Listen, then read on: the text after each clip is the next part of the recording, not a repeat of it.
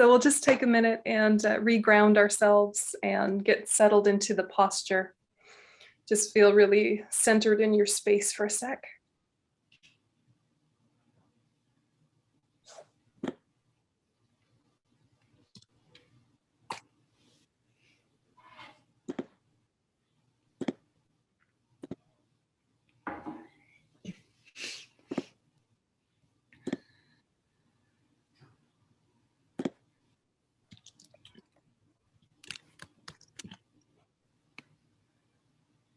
And then we'll do our motivation prayer.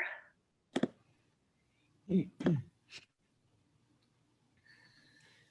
the founder, the endowed transcendent destroyer, the one gone beyond the foe destroyer, the completely perfected, fully awakened being, perfect in knowledge and in good conduct, Sugata, knower of the world, supreme guide of human beings to be tamed, teacher of gods and human beings, to you the completely and fully awakened one, the endowed transcendent destroyer, the glorious conqueror, the subduer from the Shakya clan, I prostrate, make offerings, and go for refuge. To the founder, the endowed transcendent destroyer, the one gone beyond, the foe destroyer, the completely perfected, fully awakened being, perfect in knowledge and in good conduct, Sugata, knower of the world, supreme guide of human beings to be tamed, teacher of gods and human beings, to you the completely and fully awakened one, the endowed transcendent destroyer, the glorious conqueror, the subduer from the Shakya clan, I prostrate, make offerings, and go for refuge. To the founder, the endowed transcendent destroyer, the one gone beyond, the foe destroyer, the completely perfected, fully awakened being, perfect in knowledge and in good conduct, Sugata, knower of the world, supreme guide of human beings to be tamed, teacher of gods and human beings, to you the completely and fully awakened one, the endowed transcendent destroyer, the glorious conqueror, the subduer from the Shakya clan, I prostrate, make offerings, and go for refuge. When, O supreme amongst humans, you were born on this earth, you paced out 7 strides, then said, I am supreme in this world. To you who were wise then, I prostrate. With pure bodies, form supremely pure, wisdom ocean like a golden mountain, fame that blazes in the 3 worlds, winner of the best, Lord, to you I prostrate. With the supreme signs, face like a spotless moon, color like gold, to you I prostrate. Dust-free like you, the 3 worlds are not, incomparably wise one, to you I prostrate. The Savior having great compassion, the Founder having all understanding, the field of merit with qualities like a vast ocean, to you, the one gone to thusness, I prostrate. The purity that frees one from attachment, the virtue that frees one from the lower realms, the one path, the sublime pure reality, to the Dharma that pacifies, I prostrate. Those who were liberated and who also show the path to liberation, the holy field qualified with realizations, who are devoted to the moral precepts, to you the sublime community intending virtue, I prostrate. Homage to the Supreme Buddha, homage to the Dharma refuge, homage to the great Sangha, to all 3 ever devout homage, to all worthy of respect, bowing with bodies as many as all realms, atoms, and all aspects, with supreme faith I pay homage. Do not commit any non-virtuous actions, perform only perfect virtuous actions, subdue your mind thoroughly, this is the teaching of the Buddha. A star, a visual aberration, a flame of a lamp, an illusion, a drop of dew or a bubble, a dream, a flash of lightning, a cloud.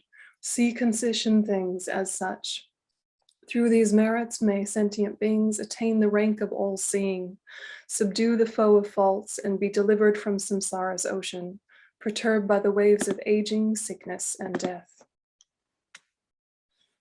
Lozang chudon sogi chonam lai jancho padu dani kapsu chia daki chunyan gi pe sonam gi drola penjia sange drupa sho Sangye chudon sogi chunama, janchu padu dane kapsuchi, dagi chunyan gi pesonam gi drola penche sangye drupasho, sangye chudon sogi chunama, janchu padu dane kapsuchi, dagi chunyan gi pesonam gi drola penche sangye drupasho. Letting that motivation sink in.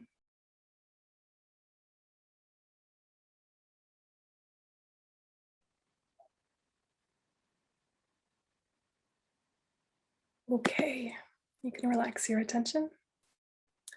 And we'll start our class now. Last time we were talking about Buddha nature specifically, and today we're going to be talking about bodhicitta specifically, but there's a great deal of crossover in thinking about these two topics. So just to review, Buddha nature is what our potential is. Bodhicitta is what to do with that potential. Yeah, Buddha nature is there whether you use it or not. Bodhicitta is having thought about that potential, deciding to enact it and develop into it. Yeah.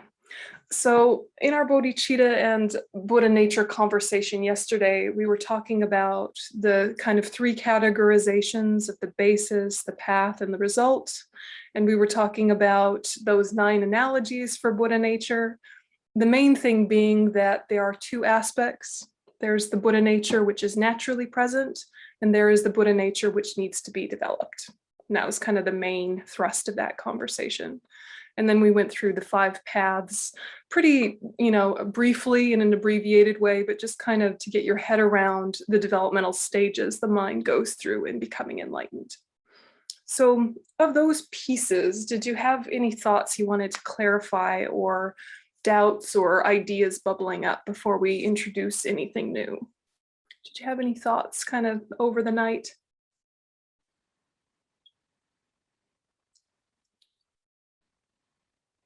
Might be too soon, might need to bubble a little bit more. Yeah, fair enough. Fair enough. Okay, so we'll jump into a little bit more content.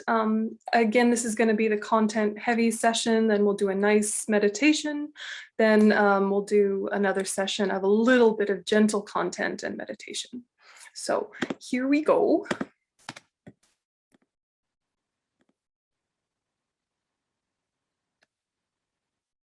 So just to clarify, because I'm sure some of you know this and some of you have a general sense but might not know the technical stuff, bodhicitta in Tibetan is Janchup Kisem.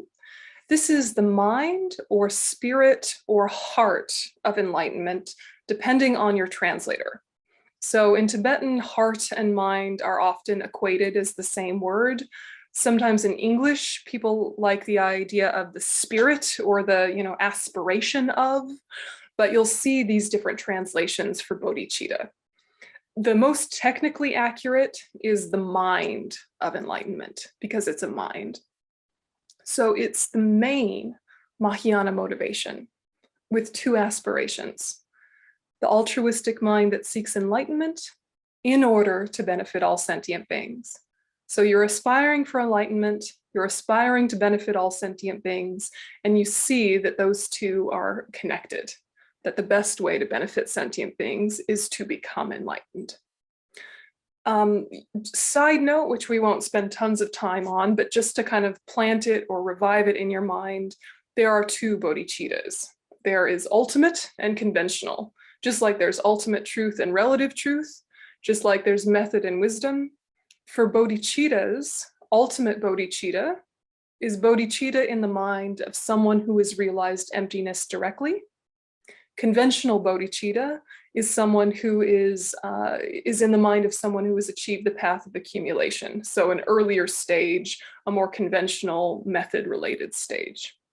Those 2 bodhicittas. You'll also see the words aspiring bodhicitta and engaging bodhicitta, usually in the context of the bodhisattva vows.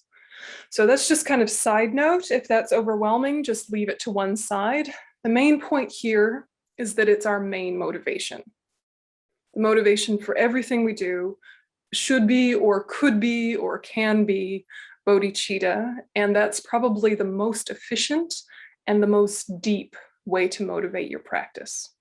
You could motivate, I'll benefit some sentient beings, or I'll develop my mind a little bit, or I'll just try and get through the day.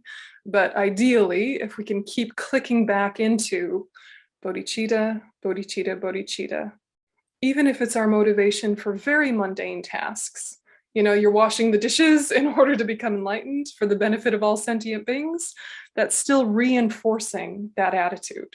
That's still practice. And it's just a quiet thought in your head while you're washing the dishes. And then the side effect is the dishes get washed and the household is happier and cleaner, but that wasn't your main point for doing it. So much of these practices are about familiarity and habituation. So bodhicitta, right now we have what's called contrived bodhicitta, meaning we have to stop and think about it. We have to fabricate it. We have to think our way into it before it touches our heart. But by doing that again and again, we will get real bodhicitta. We will get uncontrived bodhicitta, at which point we are called a bodhisattva. So just to kind of keep those words nice and clear, they're words that get thrown around a lot in Mahayana Buddhism, just so we know what's being talked about. I just thought to clarify. So a bodhisattva is the being with uncontrived bodhicitta. So this means that they've achieved this Mahayana path of accumulation or higher, which is the first of those 5 pathway awarenesses we talked about yesterday, that one realizes in the process of becoming enlightened. And in this context, it includes also having uncontrived renunciation of samsara. Okay, so bodhicitta, bodhisattva. Yeah, and just quick review from yesterday.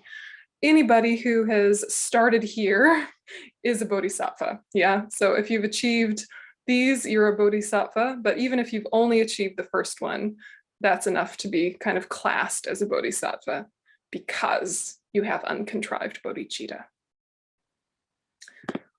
Okay, so bodhicitta, bodhisattva, making sense? Any bits to kind of clarify? Easy enough? Ish.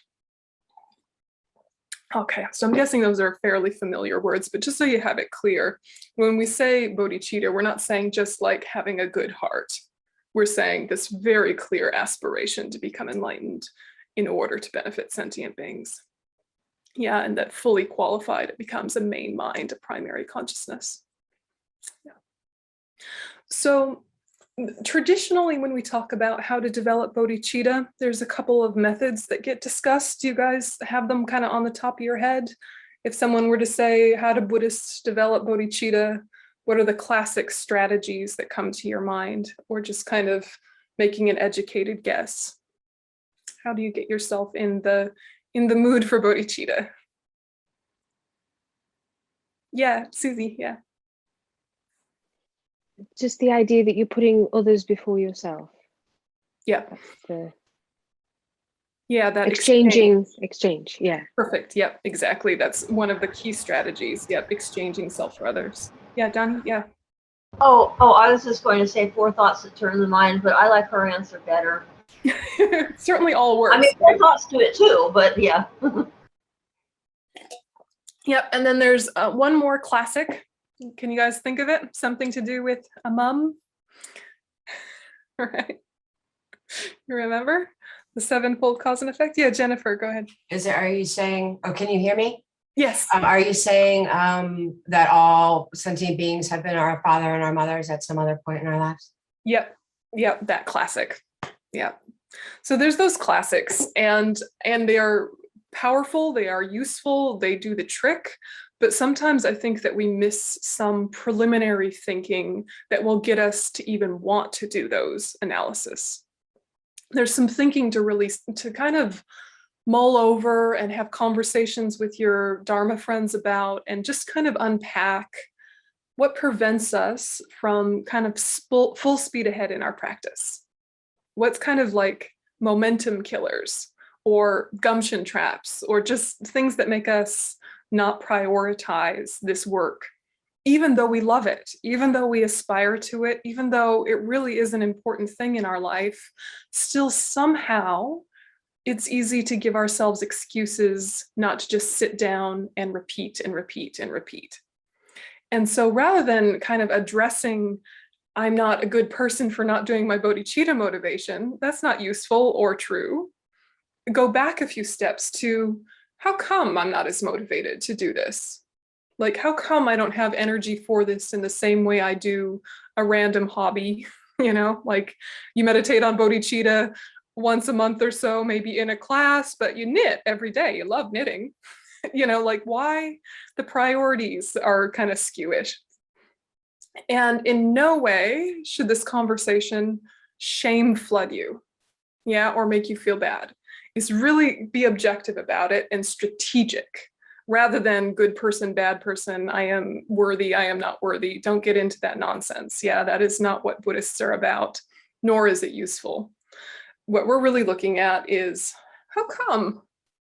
Yeah, just practically speaking, like I wake up, I do my bodhicitta, you know, motivation maybe in bed, and get up and do my things. And, you know, maybe you have commitments and you'll touch into bodhicitta with your commitments for a second. But why don't I do this equalizing and exchanging self for others meditation, or this sevenfold cause and effect meditation that often from my own practice, rather than needing to do it during a class? Like, why don't I do it? What prevents me? Is it just, yeah, lack of interest, lack of will? What is it, you know? And if you were to guess, why do you think you don't sit with these things that often? Yeah, or as often as you'd like to. Yeah. For most people, it's fear of suffering. Fear of suffering from the hardship of meditating? Attachment to samsara, Yeah. being ignorant of the true cause of that attachment, and yeah, and then habituation. We're so habituated. Our society doesn't go for it in general. Stuff like that. Yeah. That's yeah. not very articulate, but Yeah. You're kind of going against the wave of the rest of the people in your life. It's a little bit confronting because there's an element of looking at renunciation, and we don't want to give up our samsaric happiness. Absolutely. Yeah. Those are pieces for sure. Yeah, Jennifer. Yes, hi. I believe for myself, it's not having a support system, in-person Sangha. As you were just saying, you know, going against everything else that everyone, you know, society is going for every day. Also, it's hard to feel like there's progress. And although we're not supposed to really think about where we're at, just do it. It's hard when you don't see immediate results and you're still going through the same hardships you were going through 8 months ago. And there doesn't seem to be any real positive change. It can be disheartening. Yeah, 100%. This is going against eons of habit, so it's going to be slow going, you know, and there's ways to kind of spark it up and get yourself remotivated and reinvigorated. But it is true that there's chunks of your life where you don't seem drastically better, right? There's plateaus. Yes, there's little like, oh yeah, learning new skills, getting more patient, getting more learned, you know, getting better, and then plateau or dip. Yes, and you know, especially during this time when we've had a lot more isolation and a lot less human connection, sometimes we revert too. We go backwards a little bit into old habits that we thought were outdated, old habits that we didn't use for years, but now because there's this extra stress pressure of being isolated but not being alone, it kind of brings out some old monsters. Yeah, if we were alone, like if we were in retreat on purpose, that would be one thing. Yeah, but we're not like alone in retreat on purpose. We're isolated, but still have to deal with people. Yeah, we're isolated, but still have emails and Zoom meetings and random humans. And then we go out to the grocery store and, you know, people are a little bit anxious and some people are wearing masks and some people aren't wearing masks. And there's all sorts of tension around what camp you're in, what, you know, regardless of the reasons, there's tension, yes? And, you know, there's just kind of a unease in society, isn't there? And it doesn't matter what side of all of this you fall on, there's tension, yes? And that can really make you practice more or make you revert to old familiar comforts. And either way is a human normal response. And we shouldn't get down on ourselves, whether we're upgrading our practice or whether we're backsliding. Either would make sense because it's really different and weird right now. Yeah, it's different and weird. And being isolated is different than being alone. Yeah, isolated is a whole other weird thing. Because what is it to have to interact with people, but not get the benefit of just sharing space and time without talking? You know, all of those quiet moments of togetherness with community where you don't have to talk or do work and logistics. It's like we're only talking to people if we have to do logistics. Yeah, or like, you know, scheduled. We're not just like hanging out on the porch, on the rocking chair, looking at the sky, you know, having a cup of tea, occasional, hey, do you ever think about you know, we don't have those kind of quiet shared spaces as much right now.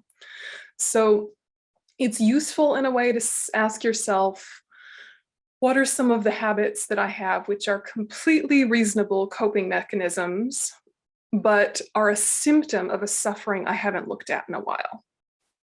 So rather than getting onto your negative coping mechanisms, let them be for a second. Come to why do you have them? What is it soothing you from? What suffering is underneath the need to do whatever binge activity you do or whatever avoidant activity you do? Don't get down on yourself about that. Think about the why. What is it shielding you from? It can be really useful exercise. You know, like, is there a deep well of despair? Oh yeah, good to know. Yeah, okay, so therapy. Yeah, therapy. Just be strategic. Deep well of despair, back to therapy. Yeah, no worries. Yeah, you know, you're thinking, oh, some attachment, craving, obsession, neurotic weirdness. Yeah, good to know. All right, maybe more exercise, maybe more this, but it's kind of like, instead of depriving yourself of your coping mechanisms, you want to fill up your life with things that are positive. And if you fill with what's positive, the negative stuff kind of drops off the edges. Whereas if you say to yourself, I can't do this and I can't do that, then what can you do? And you're just kind of in this like really scary spaciousness of, but then what? Yeah, so don't deprive yourself of your human comforts. Fill up your mind with more positive versions, and the negative ones pop off the ends. Do you know what I mean? So fill up rather than deprive. And when you're filling up with practice, it shouldn't have that aura of being a chore, or a good person does this, or a tick list. Yeah, or a checklist, right? It's not a to-do list. Now on my to-do list is thinking about bodhicitta. Oh, okay, I'll think about bodhicitta, then I'll pick up the kids from school, and then I'll, you know, like, don't make it like another thing you have to do feeling, because otherwise you'll resent it. So it's like, if you don't want to do it yet, don't do it. Go back a step to, how can I build up my aspiration and my enthusiasm so that I want to? So if you're feeling like resistance for the like sit down and meditate step, go back to the active reflection, you know, analysis step. If you're feeling like you can't do active analysis and reflection, it just means more study is needed. So go back to a study step and go to a class like this step. You know, just like notice where the blockage is and take the pressure right off and go back to an earlier stage in that thread. Do you know what I'm saying? Because all of that is good practice. You know, what is good practice for you might not be good practice for someone else. Some advanced, long, huge sadhana done with a grumpy mind is not inherently better than a short 10-minute shamatha done with bodhicitta. Yeah, it's like your reason and your approach for practice is as important as the practice, maybe even more so. Because what habits and patterns of the mind are you creating in response to your own spiritual path? You know, you could be doing all the right things on the surface, but your mentality is full of, I have to do this because I'm bad, or I have to do this because I should, or I have to do this in a performative way, or I have something that I committed to and it's a pressure. All of those reasons are not going to make you love doing it. And then in your future lives, are you going to want to? When you meet the Dharma again in future lives, hopefully you will you think, oh, I'm home again, yay, let's pick up where I left off? Or we'll think, oh God, no, run, right? And a lot of that has to do with your approach to your practice. Yeah, is your approach to your practice got enough joy in it? Yeah, and have you kind of looked at, you know, the demons of your own afflictions and the way in which they rob you of momentum? Yeah, so I'm going to go back into some of these other stages before we go into bodhicitta and just kind of see if we can like clear the cobwebs so that we want to sit or we want to go more deeply, genuinely, rather than it feeling forced or like we should. Okay, so I'm just going to explore some ideas from some different topics in Buddhism that's not necessarily obviously related, but we'll just kind of start here with some classic Shantideva verses. So Shantideva says in the joyous effort section, if I feel like I never have enough sensual pleasures, which are like honey smeared upon a razor's edge, then why should I ever feel that I have enough merit, which ripens in happiness and peace? Thus, in order to complete this task, I shall venture into it, just as an elephant tormented by the midday sun plunges into a cool, refreshing lake. So this is what we want to sit with, is that right now we are obsessed with sensual objects, whether it's food or it's sleep or it's shopping or it's, you know, home maintenance, rearranging the furniture, whether it's some sort of computer project. There is all sorts of hunting for stimulation, and it never feels like enough. And it's delicious like honey, but it's like honey smeared on a razor, because there's no way to not be cut by the fact of the suffering of change. Samsaric happiness is in the nature of suffering. So it's honey smeared on a razor. So we're thinking, all right, I never feel like I have enough of that kind of honey on a razor experience. Actually, why don't I use that same logic? If I want happiness, if I want pleasure, why should I feel that I have enough merit, which is what ripens in actual happiness and peace? So instead of saying, I can't have sensual objects or I can't have the honey-like pleasure, you're saying, actually, if I really want to be happy, if I want lasting happiness, then I need to focus on merit. Yeah, I need to focus on positive karma, beneficial actions to build this momentum for real lasting happiness and peace, rather than kind of getting my life lost in licking honey from a razor.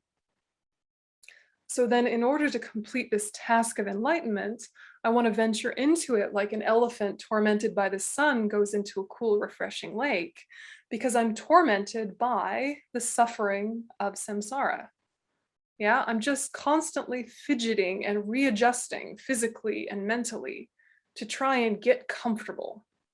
Fidgeting and readjusting and fidgeting and readjusting and adding things to my mind and subtracting things from my mind and just trying to get all the chemicals happy in the brain and constantly tormented.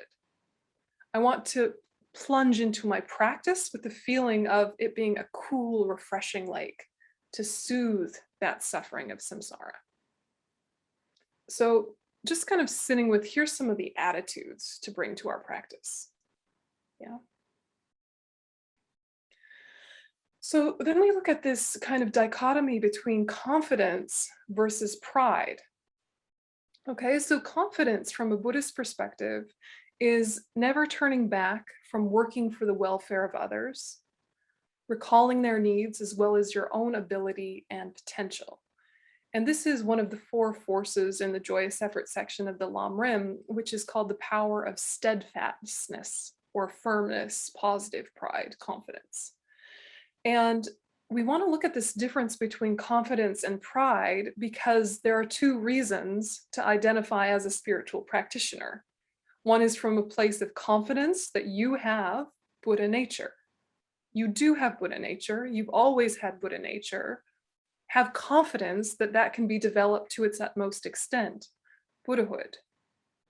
Pride, on the other hand, is a lot shakier and a lot more brittle, which is more identified with what you already can do and already do know and how you see yourself. But it's like how you see yourself under the gaze of the afflictions, particularly grasping at self, and it's shaky. So it's not identifying with who you will be, it's identifying with who you already are, and in an inflated sense. So when we look at pride, this is from Minds and Mental Factors, the definition is a mind puffed up on the basis of the view of the transitory collections, the 5 aggregates. It is a mental factor in the aspect of arrogance that arises after having focused on any of the inner or outer bases for arrogance, such as wealth and qualities. Any of the types of pride is generated on the basis of innate grasping at an inherently existent I, which gives one the feeling that there is such an intrinsic I, then the importance of which is then exaggerated. Okay, so it takes a lot of confidence to even identify as a spiritual practitioner, to say, I have a spiritual path. But it could be that it's not confidence, it's pride. And kind of just under the surface of pride is the need to prove and maintain that identity.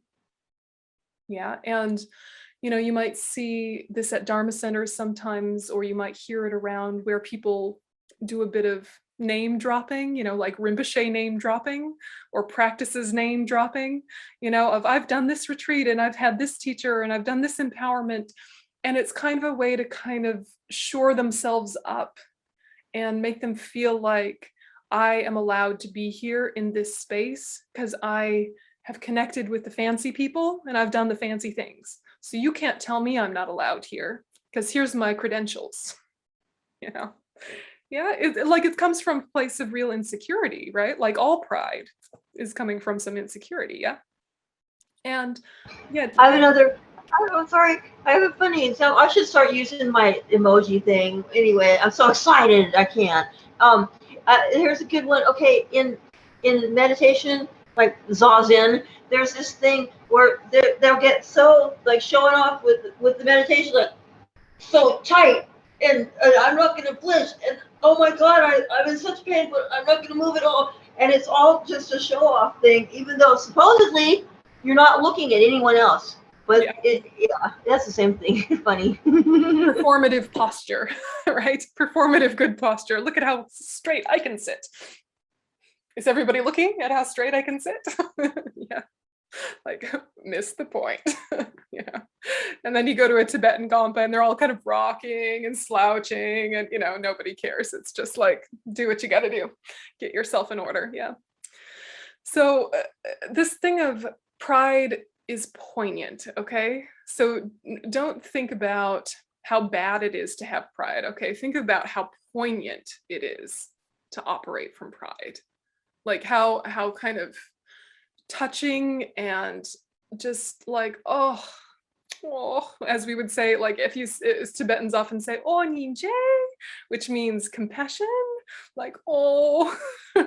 And when you see someone who's got a lot of pride and arrogance and cockiness, just how much they alienate the people around them. Like people might be impressed, but they don't want to hang out. Yeah, they're like, oh, you are a cool, fancy person. Okay, I'll buy into your hype. I'm going to go hang out with the regular people, which is where I am. Like they alienate folks. Yeah. And with pride, there's always this kind of, I don't know, taking parts of reality and then making it more true than it is pervasively. For example, you think of yourself on your best day. Yeah, on your best day with your best practice and your best peace of mind, and you slept well and you ate well and the digestion's happening well, your most kind of clear, energetic, patient version of yourself. Yeah, your smart, sharp, quick-witted version of yourself. And you take like a snapshot of that best version of you and decide that's you all the time. This is who I am, this best version, this most competent, most efficient, kindest one, that's me. And because you place your identity there with how you are at your best, you don't live up to it very often. And it can actually trigger some depression, because the distance between you at your best and you on a normal day or you at your worst is actually quite a big spectrum, right? Like we have quite a big spectrum of us, don't we? Like take 1 month, you know, you at your best, you at your worst, they're like totally different people. Do you think? Yeah, and so pride is like identifying with your idealized version, and then you don't live up to it, but you're panicked that people are going to find out that you're not that version. So you still have to act as if you are and maintain that facade. And it's exhausting. It's exhausting, and it makes you defensive or aggressive or withholding of affection, withholding of information. It makes you all kind of neurotic and weird. Like it can happen to us all. It has happened to us all. So pride also prevents us from the great joy of identifying as a beginner. If you genuinely feel like you're a beginner in whatever space you're in, you can ask questions. You can ask any question without shame. Because why would you know? You haven't learned it yet. Not why would you know because you're stupid and bad, but why would you know? You're new. Yeah. You know that feeling when you're in a new space with a new set of information and you're not looking down on yourself for being a beginner.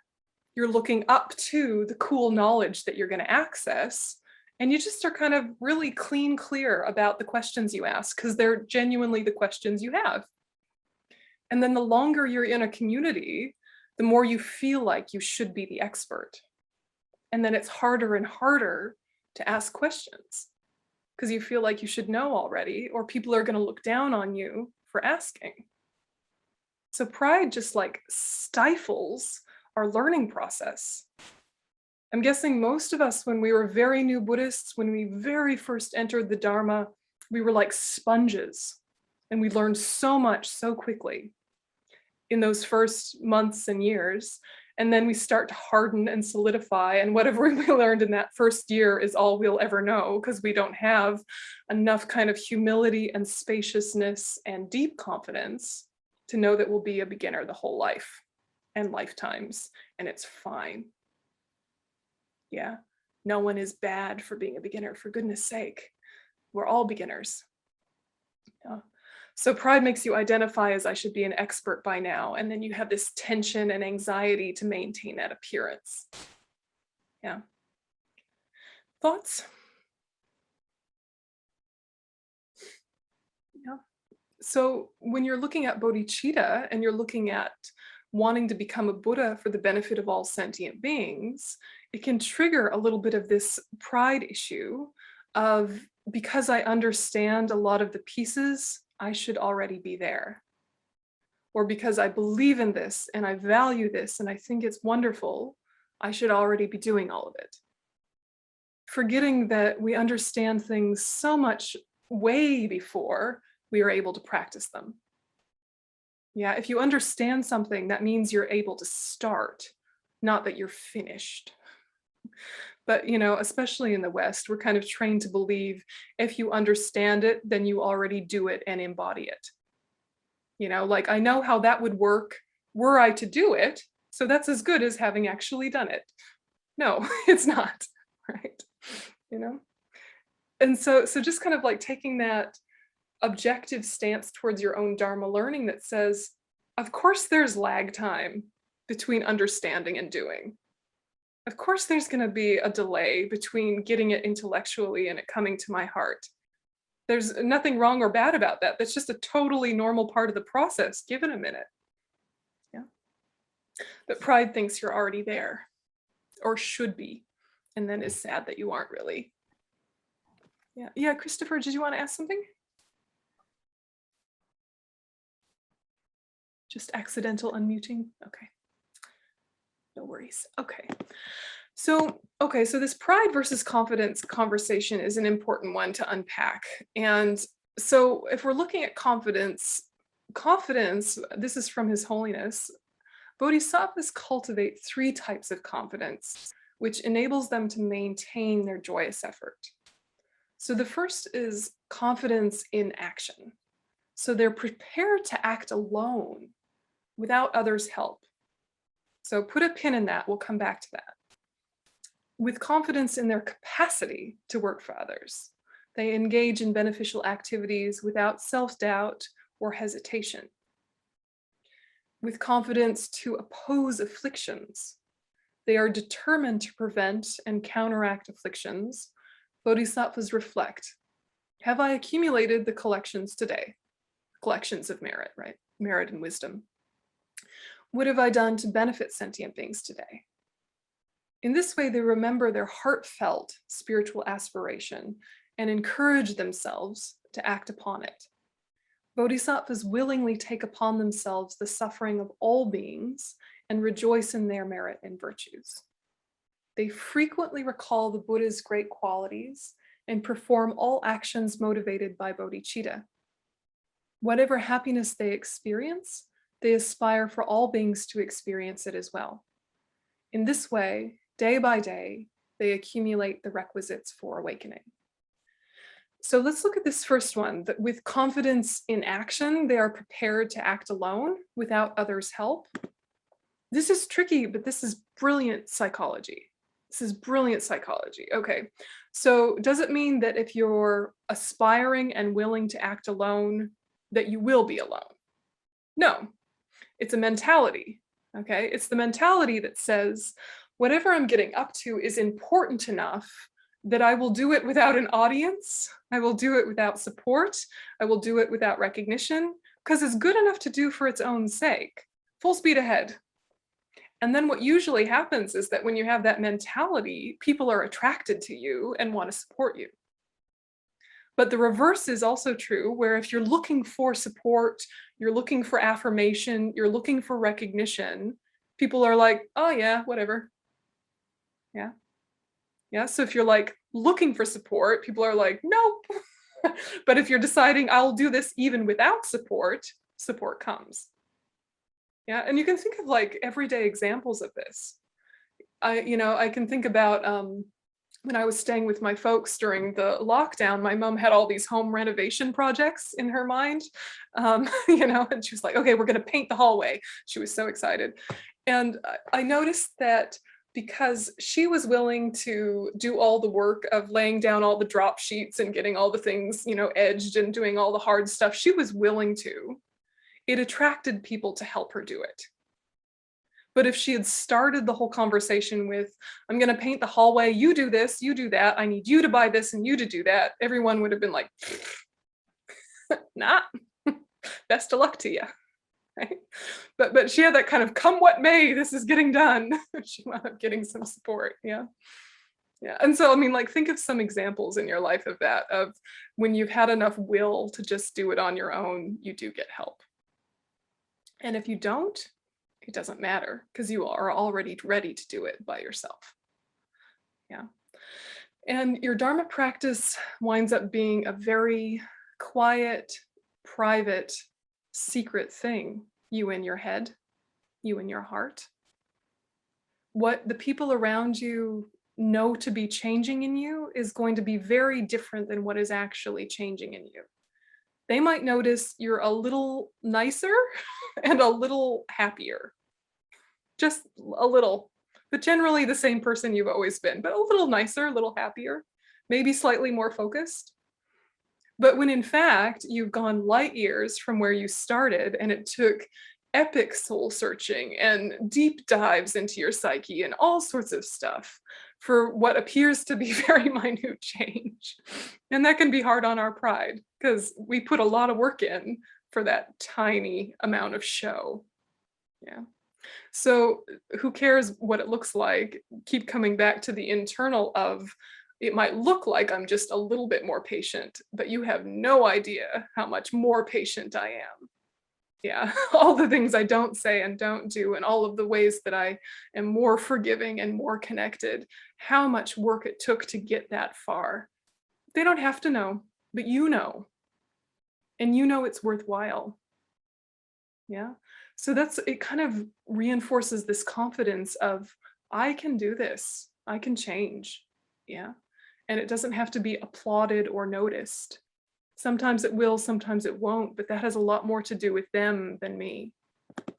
People are self-centered. Yeah. Yeah. Bless them, right? We're all self-centered, so don't expect people to notice the amazing change that you've undergone. Maybe some of your friends will, but maybe they won't. Who cares? It's worthwhile doing anyway. Yeah. But pride can get a little performative. Yeah, go ahead. I put it in the chat, but okay.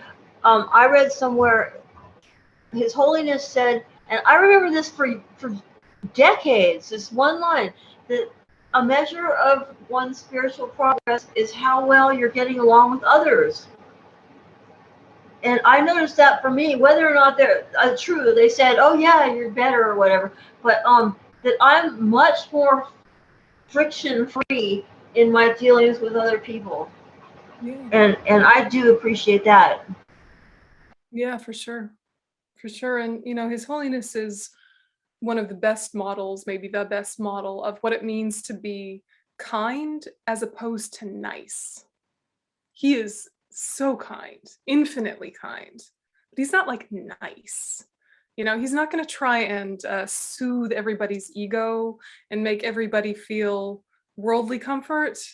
He's going to just kind of state the truth without a lot of suffocating pressure of needing to prove something. And I always love to see him with non-Buddhists because he is so respectful.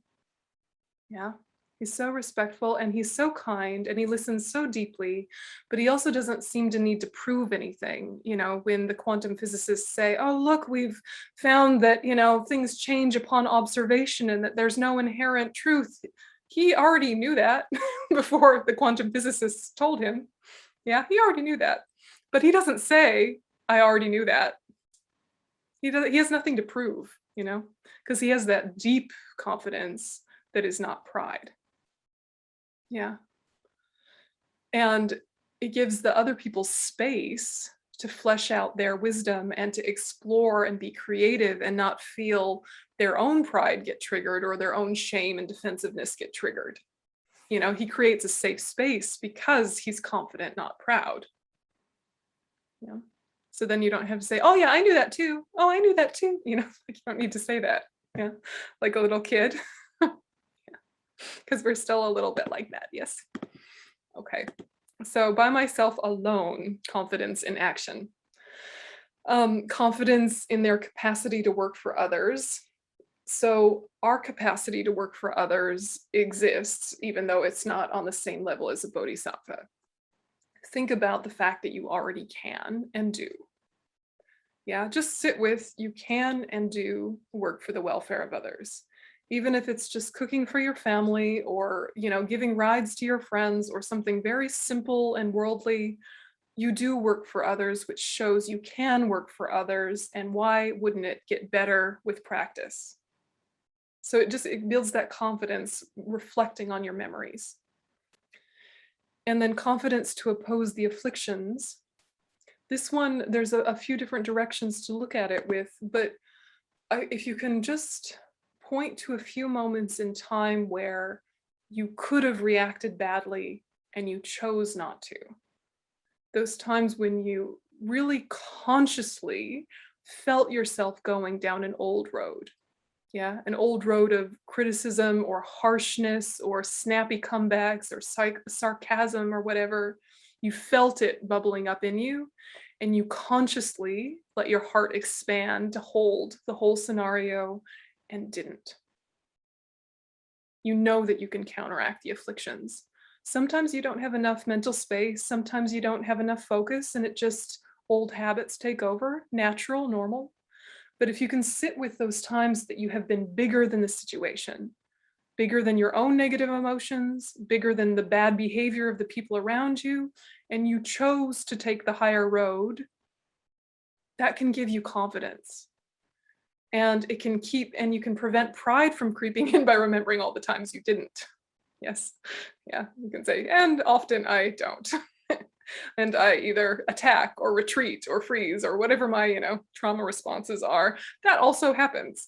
But remember the times that you were bigger than it, because it can give you confidence that more is possible. Yeah, so this confidence versus pride, this is easy intellectually, difficult practice-wise, but really important to look at. So just, of course we have divisions because we are Buddhist, we love lists. There are many types of pride. You don't have to read all of these, but just to kind of think, there are many, many versions of how this comes out. And some of them are socially acceptable. Some of them might look like ambition or drive, and society might encourage them, which doesn't mean that they're useful, right? So from Shantideva, whoever has self-importance is destroyed by it. He is disturbed and has no self-confidence.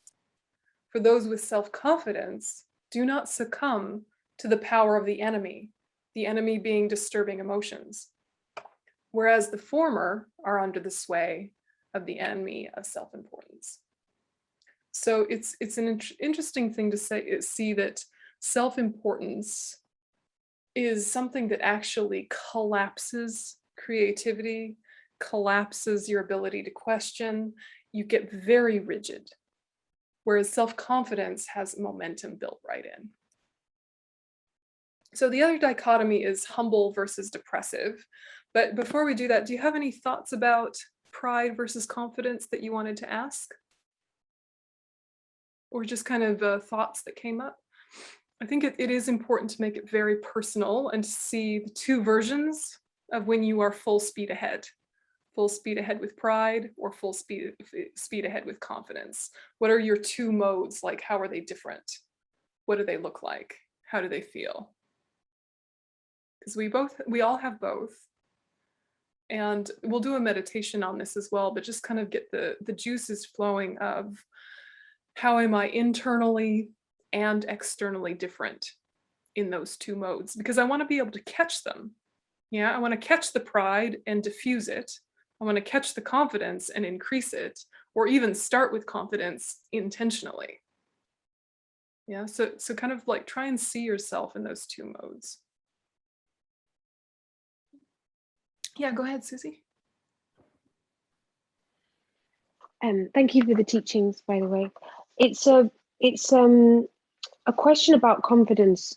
When you said that people are attracted, I can't remember how you worded it, but what people are attracted to you and want to help when you have that self-confidence. And I've always been intrigued as to why that is. And is it because it's real and honest, and on some level our Buddha nature can feel that? I think so. Is that what it is? That's the only time I've ever come up with it now, because I'm fascinated and inspired so much by people who don't need validation, who are not constantly like, did you like that? Did you like that? Yeah. And I'm being cool, but then did you like that? And so it's not really cool. And is that what it is? There's an honesty. I think so. And I mean, His Holiness often talks about how, in theory, Buddhism would say all sentient beings are neutral, but can become Buddhas. Like the mind is neutral. It has ignorance and afflictions. It has Buddha nature and possibilities. But if we were to say, are people, good, or are they bad, or are they neutral? We would say neutral, but with potential. He often says people are good. Yeah, even if they're bad, in the sense that part of us is hungry for our Buddha nature. Even though we get distracted, even though we do things counter to it, there's part of us that loves to see people working on a spiritual path. There's part of us that is hungry for the spiritual path. And when we see someone who is just getting the job done, it's so inspiring. It's like it does, like very much like you say, I think it wakes up that inner hunger of that is what's possible. I'm so glad that is what is possible. I want to join with that. Yeah, I want to join with that.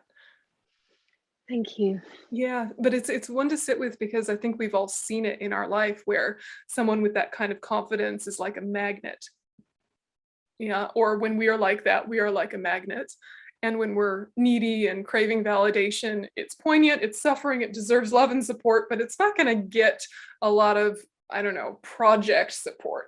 Yeah, people aren't going to be like, yeah, I'll fundraise for that thing that you're very needy and demanding about. That sounds so fun. You know. Yeah, go ahead. So the opposite question, which I sort of answered in the first one, is, so why is that such a repellent thing? Yeah. Why is that neediness? It's so sad. It's so sad when you need it the most. Well, because so it seems like upsetting. you need it the most, though. When you're really needy, will the pit ever be filled? You know, like there's need and then there's needy, right? So need, valid, fair, deserves support, all the things. But when it's kind of clicked into that neurotic neediness of, I just need this and then I'll be happy. I just need you to do this and then I'll be happy. Even if you got everything you wanted, it would not feel like enough. And I think we all feel the bottomless pit when people are in that space of, even if I gave you what you're asking for, it would not soothe this neuroses. Yeah, like it would never be enough when you're in that mode. On some unconscious level, you think that they think that we think that, we know that, even though we might not intellectually. Yeah, we must do. And it's got an energetic aspect as well. There's kind of a vacuum quality, you know, all the air gets sucked out of the room, you know, and people are like, run away. You know? And, you know, as soon as you're feeling that within yourself, I think the question is to just pause and say, what is the necessary need, the fair need, and what is all of the tangle of attachment that has gotten built and woven into it? And all of the tragedy of my life, I'm reinforcing this moment with, and all of the things, but it's just opened up the chasm. Yeah, because the chasm is not rational, but it's so vivid. It's so vivid when it's present. You know, the chasm of need, of depression, of despair, of melancholia, you know, of irritability, of grumpiness, of resentment, that chasm, whatever your version of the chasm is that opens up when you kind of give in to the negative state of mind. People are naturally repelled by that, in a way, as they should be, right? Because they don't want to fall in. They don't want to fall in. Now, there's like friendly ways of managing that, right? You notice someone's very needy or very irritable, like be nice to them. That's a terrible spot. Like we've all been there. It's horrible. But if we can kind of not be codependent, you know, and realize that whatever their affliction is asking for is not what will make their affliction better. Yeah, you kind of just got to give it some space and let it die a natural death. Yeah, give it human needs. You know, here's food, here's a blanket. I'll see you in a few hours. You know? Whatever strategy makes sense. But yeah, I think there is something that we intuit about, this is something that brings and lifts energy. This is something that sucks and takes energy. I think we do intuit those things. And we respond consciously or unconsciously. But these are just, you know, my opinions. Yeah, what minds and mental factors would have to say is that the nature of an affliction is that which makes the mind unpeaceful. So when the mind is agitated, an affliction is there or very near the surface. And afflictions are all by nature inaccurate. Yeah, they are misunderstanding reality. So that means whatever they're saying, you don't need to believe them. Even if there's some grains of truth in there, say to yourself, I'll come back to those grains of truth when I settle down. You know, like when you're angry, there are a few fair observations that you've made, but then the conclusions you're making are way out of proportion. So don't hang on to your anger because your observations might be true. Come back to those observations later when you're not angry. And then problem solve, right? So the nature of all afflictions is that they make the mind unpeaceful and they're not accurate. They're not based in reality. So whatever form it takes, don't believe. Don't believe. Yeah, Donnie, you had your hand up? would this be a good place for you to mention spiritual pride and how that's a positive type of pride? Is it related to this? It is related to this. Well, there's two forms, right? There's Tantra version, which is divine pride, and that's a separate conversation. But the pride that we're talking about here, that's confidence, this is what we would say is positive pride or spiritual pride. It's one of the 4 forces in the joyous effort section. So it's called the power of steadfastness, but it's also sometimes called positive pride or confidence, depending on your translator. So it's one of those annoying things where the translators will give it all sorts of names, but if you're hunting for it, it lives in the joyous effort section under the 4 forces. So if you're looking for confidence, that's where it will be found in the Buddhist conversation, joyous effort section. Yeah, and you know, and you're making a fair point. There's also another conversation about divine pride, but that's a Tantra conversation. Yeah. Okay, so we'll come back to the humility depressive conversation. It's very brief, it's of a similar type, and then do the meditation. But right now we'll just take a half-hour break. And we'll do short presentation, longer meditation, little Q&A, lunch.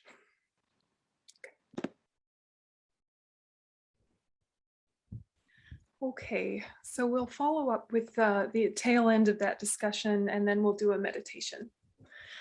So if you want to just take a minute and think about, so far we were discussing the dichotomy between pride and confidence. Now we're going to kind of look at similar theme and the difference between humility and depression.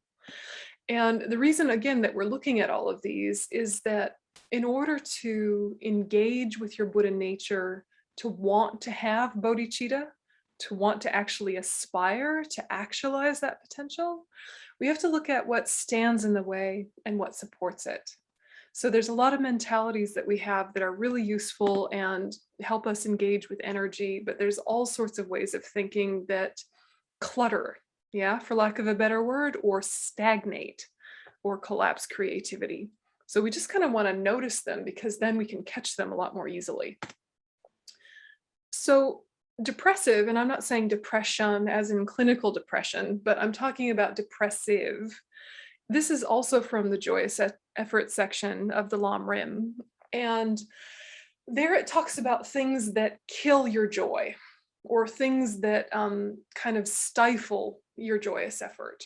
And one of those is called the laziness of despondency, or lack of self-worth. And calling something laziness, of course, immediately triggers us, and we think, no, no, no, I don't want to be lazy, or yes, yes, yes, I am so lazy, I'm so bad. Laziness doesn't have such an emotional loading when we talk about it in Buddhism. It's a lot more matter of fact of basically what stops you from engagement. Yeah, what stops you from engagement with the spiritual path. So one of the things that stops us from engagement with the spiritual path is this thinking that the spiritual practice is only for special people, not us. So we're forgetting our Buddha nature and resigning ourselves to staying ordinary and to not develop our path. So it's a false humility. Shantideva says, able to distinguish good from ill, if I, by birth and lineage of humankind, devote myself to bodhisattva training, why should I not gain the state of Buddhahood? Basically saying, I can tell right from wrong. I'm a human. If I work at it, why wouldn't I become a Buddha? Why not, if I don't just work on it? So what we can do accidentally or habitually is kind of sink into a heaviness of mind that says, this is all too much for me because I'm only little, or this is too much for me, I'm too busy, or my life is too small, or, you know, there's lots of interesting ways that we justify not engaging with practice under the guise of humility, which is not real humility. So this kind of depressive lack of self-worth feeling could seem like you're being modest. It could seem like you're just being, you know, a not prideful person. It could seem like you've really worked on your arrogance and you're like, no, no, not me, that's for fancy people. But that way of thinking is actually inaccurate. You have Buddha nature. You're a human. You can tell right from wrong. Those are the things what you need to progress on the path.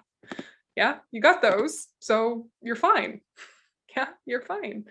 And it can be a little confronting because you think, oh, that means I kind of don't have permission to be lazy anymore by diminishing myself. If I think I'm not smart, or I'm not worthy, or I'm not able, or I'm too this, or I'm too that, that's all just identifying with surface things, surface removable things, which may or may not be even conventionally true. Certainly not ultimately true, but might not even be conventionally true. Say they are, so what? You have enough physical health for a degree of independence. You have enough mental health to be able to process things sometimes. You have enough intelligence to learn new things. The bar is low for the things you need for progress. The bar is really low. Yeah, I mean, I'm saying this in a humorous way, but I mean, have you ever met someone who has maybe a developmental disability or a learning disability, and they actually have figured out way more than you? Yeah, about kindness, about patience, about starting again when things don't work and picking up where they left off, and maybe even discipline. So it's not about intelligence, is it? Because sometimes there are people with lesser intelligence, quote, lesser intelligence, who are better practitioners. Right? We've seen this just in our life, right? Have you met someone with Down syndrome? They're really nice, way nicer than us, right? Right? So it's not about intelligence. So you just kind of kick that out of whenever you're getting overwhelmed, maybe in a teaching with a geshe and it's getting really technical and there's a lot of scholarly words, there's a lot of strange use of language that's not familiar, and you're kind of doing some mental gymnastics, and really this philosophy is putting you through your paces. You might give up and think, this is for people smarter than me. It's normal, right? This is for people smarter than me, or who have more time than me, or who have more background than me, or more merit than me, and think that that is a form of humility, that you're being humble by saying that. When in fact, in Buddhism, we would say it's a form of laziness. Yeah. If you can't do something, that means you need to try more, not less. If something doesn't come easily, you try more, not less. And maybe in psychology, we would call this the difference between a fixed mindset and a growth mindset. A fixed mindset says, if it doesn't come easily and naturally, then I can't do it. And this is a trap of many intelligent people. They're used to things coming easily and naturally. So if they don't, they're worried and they don't have a strategy for learning, because usually things come easily. A growth mindset says, if it doesn't work, I'll try again. And it's actually got this deep, humble confidence that knows you can learn, that knows with practice, you'll be fine. Just keep coming back to it again and again. Yeah. So this loss of heart, do you know this one? Have you touched this one? This loss of heart, this sort of despondency of, I can't, too hard basket. Do you know this one? It can really, it can paralyze our practice. And calling it laziness is not meant to be pejorative. It's really looking at, it's sucking energy. And all of the energy you put into justifying why you can't do something, if you put that same energy into doing it, you probably would go far. But it also can trigger a little bit of that pride problem of, what if I actually started? Or what if I actually tried? And then I would see that I'm not as far along as I thought I was. Better to just live in anticipation of how it would be were I to do it, and not be confronted with the reality of how I would be actually doing it. Say it's retreat, or say it's a more advanced study, or say it's a more in-depth kind of daily life practice. Better to just kind of live in anticipation of, I'd be good at that if I did it, but I'm not going to do it because I'm busy. Right? When in fact, if you did it, you'd realize it's really hard, and then you'd be confronted and your pride would cringe and it'd be a whole mess. So sometimes pride and the laziness of despondency strangely go together. It seems funny to say that depressive states can be triggered by pride, but they very often are, because you over-anticipate who you are, how you are at this moment. When how you are in this moment is totally fine, totally acceptable, you're just not used to identifying there. So you're constantly disappointed that you don't live up to your own expectations of yourself, because your expectations are inflated based on that good day version, right? So if you actually saw how you were on an ordinary day or a bad day, and then made your plans and your discipline based on that, you would have continuous momentum and sustainable practice. And you wouldn't be so disappointed in yourself. Yeah, we're disappointed in ourselves because we have an exaggerated idea. So it can be a little bit counterintuitive, but what if you say to yourself, who I am, and what I'm doing is enough. And I actually don't have to ever change. What if you started with, I would still be worthy of love, even if I never changed? Then you can change. But if you're starting with, I have to change in order to be worthy of love, or worthy of practice, or worthy of support, you're setting yourself up for a whole mess of neuroses. So it's much more practical, much more effective, much kinder to say, you're fine. If you never changed, if you never got any better, you would still be fine and lovable, and people would want you in their life, and you would still be of benefit to humanity. You would still enrich society. Yeah, start there. You're already fine. Yeah, and almost be like, I'm not gonna change. How about that? I'll even go too far the other way. I'm not gonna change at all. I'll stay exactly like this. And then part of you will be like, no, I think I could do better. Yeah, but if you kind of, it's a psychological trick, right? Actually, I'm going to give myself permission to not change one bit. Humph. Yeah, it's almost like your Buddha nature is saying, but wait, I could. Yeah, and it kind of opens up possibilities again. Yeah. And it can sound cheesy, but like, don't forget Mr. Rogers, right? Saying, I love you just for being you. Thank you for being just yourself. That means you can change. If he said, you need to change, you can do anything and be anything, and kind of you have to show that in order to be worthy of love, you just kind of collapse in a heap and never progress. There's some parents who, thinking they were being supportive, thinking they were giving us confidence, might have said things to us like, you can be anything you want to be. And that's not totally true, right? Like, I could not be a jet pilot. I'm very nearsighted. It is not true that I could be anything. I could not be a jet pilot. No, I couldn't. The astigmatism is just too bad, nor do I want to. But like, it kind of sets you up for the paralysis of overwhelm. Yeah, that's that frozen feeling of too many possibilities.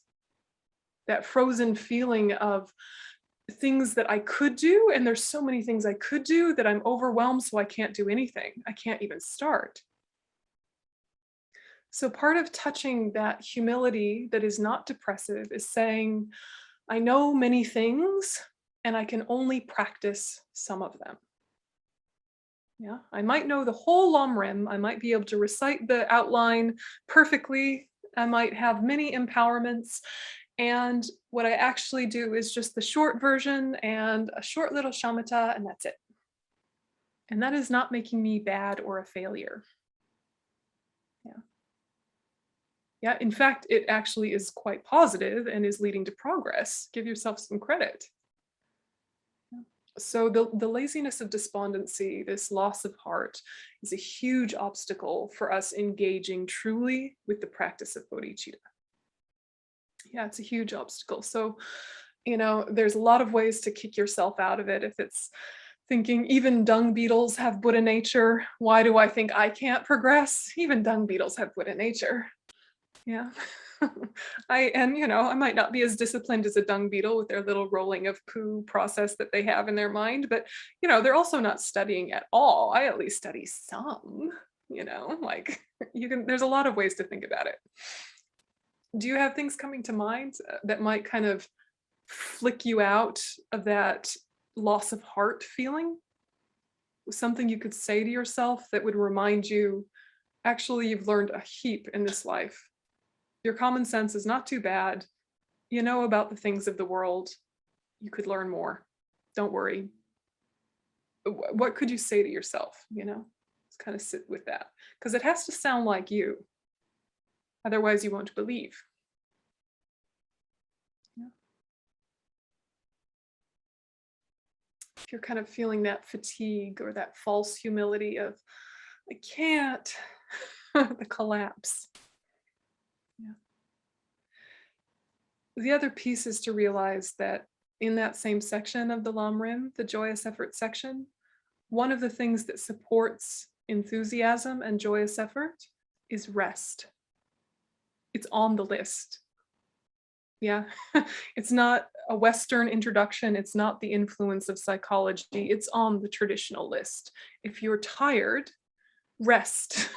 It says right there in black and white in the Lam Rim Chenmo. Why? Because rest will give you enthusiasm back.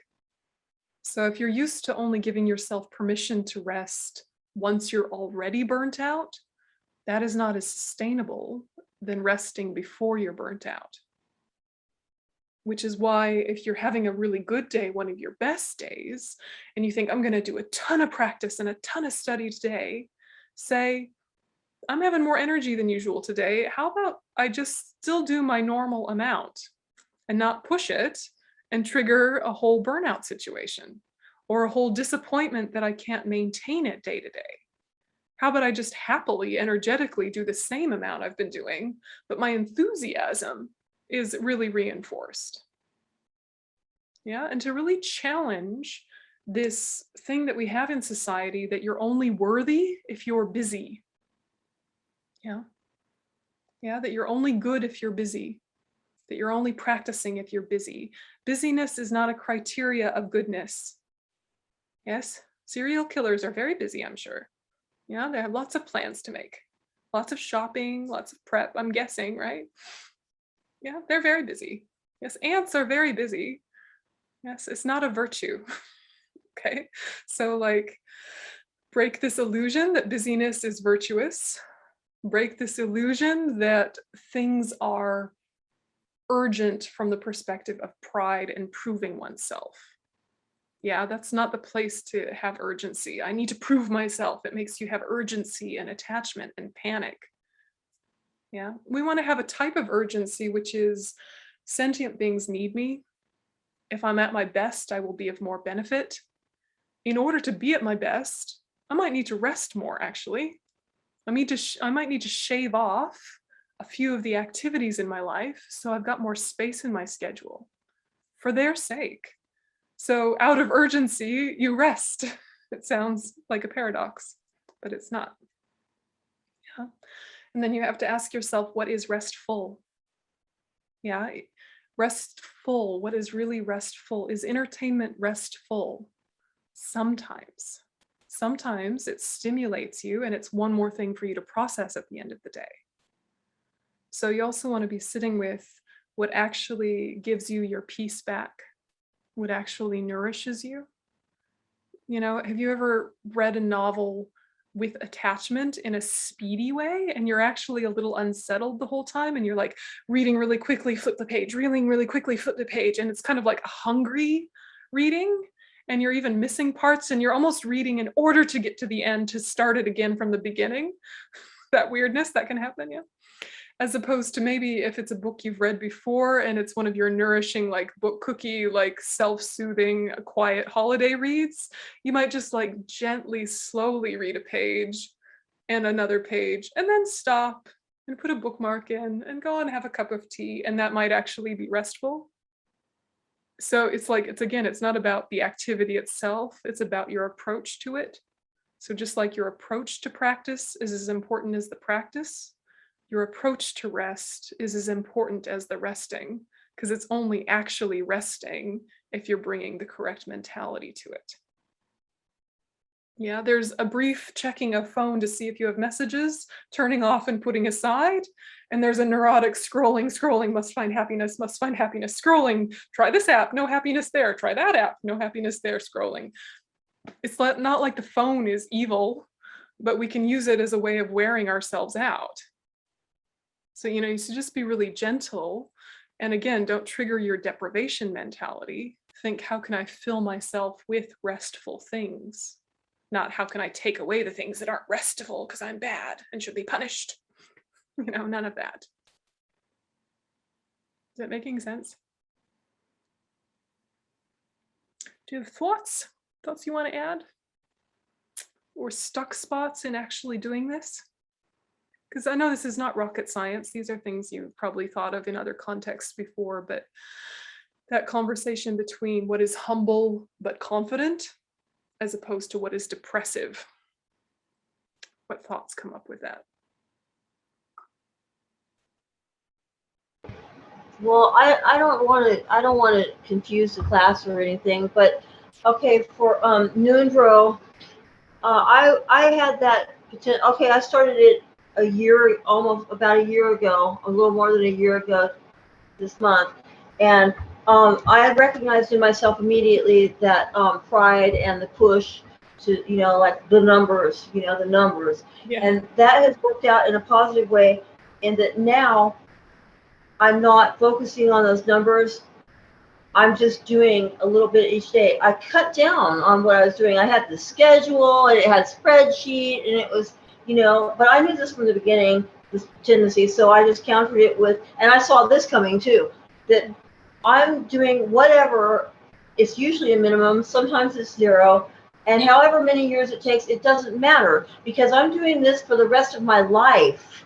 It's not something to get done with. It's something that I'm training myself for, to be always. This life, other lives, it could take, kalpas, endless kalpas. But it doesn't matter, because I'm doing the right thing, and I feel good doing it, because I'm doing it for the sake of everyone, whether I or they know it. Yeah, it's a more marathon mentality, and then you pace yourself better. Yeah, don't blow out a knee, just pace yourself, stretch, all the things, right? Drink some water. Yeah, and very important to have a sense of enjoyment with it. It doesn't mean that it's always pleasurable. Sometimes practice just kicks you right in the butt. It's so hard. But there's a deep contentment of, this feels useful. This feels useful. Not for productivity, but this feels deeply useful in the sense of, this is transforming my mind to the good. This is bringing me closer to enlightenment. And so you can have this kind of deep contentment simultaneous with, wow, this is really hard and kicking my butt, simultaneously. Yeah. And if it's kicking my butt too much and it's actually painful, I need to ease off. Yeah, because that's not a sustainable pace. Yeah. It's, if you ever do a Nungme, which is one of these fasting practices related to Chenrezig, and it's hard, and it's beautiful and glorious, but it's hard, and there's a lot of prostrating and not a lot of food, and the combination of not much food, lots of prostrating, a little bit hard. And I remember when I was very newly into the Dharma and doing prostrations, and I was in my late teens or whatever, I was probably needed more context before I did it, but I had kind of a ambition with it. I'm gonna just prostrate the heck out of this. I'm gonna purify eons of negative karma. And I was like a machine gun with my prostrations. And some people were like, would you like a little cushion for your knees when prostrating? And I was like, no cushion, I can do it on the hard floor. Why? Why? Still, my knees are a little grumpy about that many years later. It's like, what are you trying to prove? Who are you trying to prove it to? Yeah. And the community is such a source of support and is such a source of comfort, but it also can be a source of peer pressure and pride triggers. So I think that some of this humility is realizing that you can be a leader without having authority. And that being a leader is a very humble service position. You're leading by example, and you're leading by not getting swept up into little dramas, performative things. You're just doing your job for sentient beings. And that models something that helps people lift out of their afflictions as well. So you're not trying to dominate them or tell them what to do or push them this way or that way. You're leading by example truly from this service leadership perspective. Yeah. And they'll notice or they won't. It doesn't matter because you're doing it anyway, right? Like this. Okay, so then humility, very straightforward then. Humble while still confident. Yes. And we do this via equalizing and exchanging practice, which we'll look at a little bit after lunch, and also via rejoicing in our own positive actions while remembering interdependence. So you're thinking, I am a kind person, I am an intelligent person, I am a helpful person, and I've done all of these good, kind, helpful things in the past, and none of them were done alone.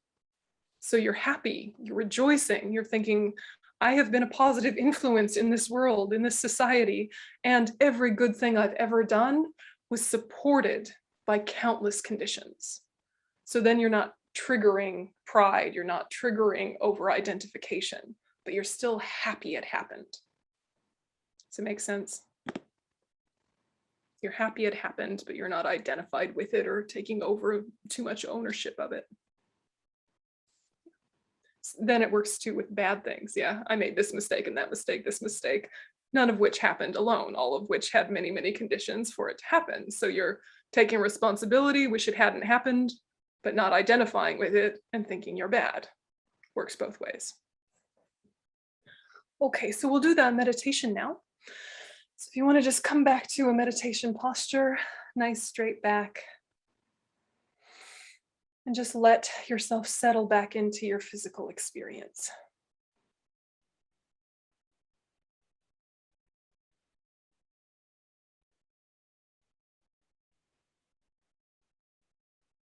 And if you've gathered any tension, just notice any of those areas. Invite them to release if they're ready to.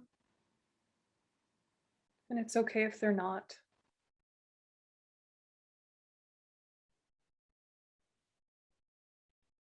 Just scanning and settling.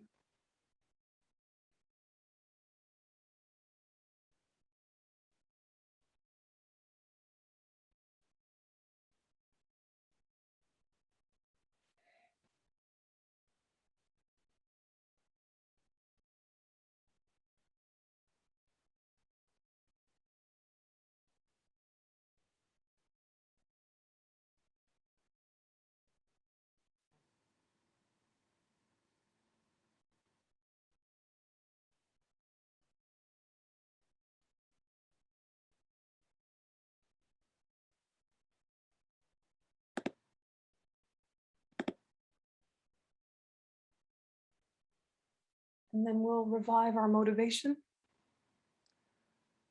I go for refuge until I'm enlightened to the Buddha, the Dharma, and the Supreme Assembly. By my merit of giving and other perfections, may I become a Buddha to benefit all sentient beings. I go for refuge until I'm enlightened to the Buddha, the Dharma, and the Supreme Assembly. By my merit of giving and other perfections, may I become a Buddha to benefit all sentient beings. I go for refuge until I'm enlightened to the Buddha, the Dharma, and the Supreme Assembly. By my merit of giving and other perfections, may I become a Buddha to benefit all sentient beings. Just take a minute and let that sink in, reviving it.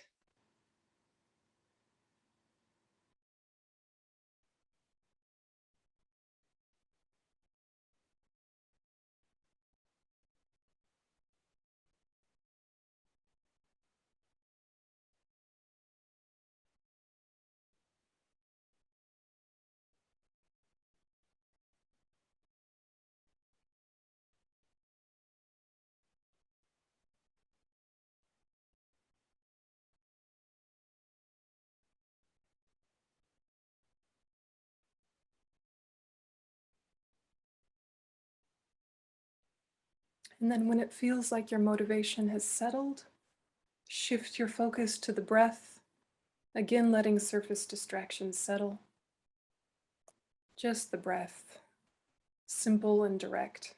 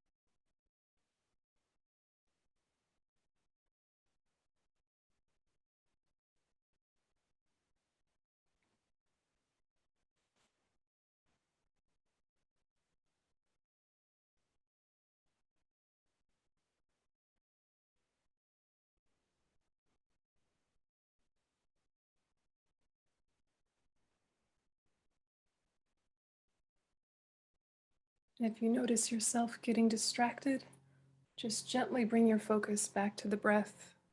No big deal. Intentionally.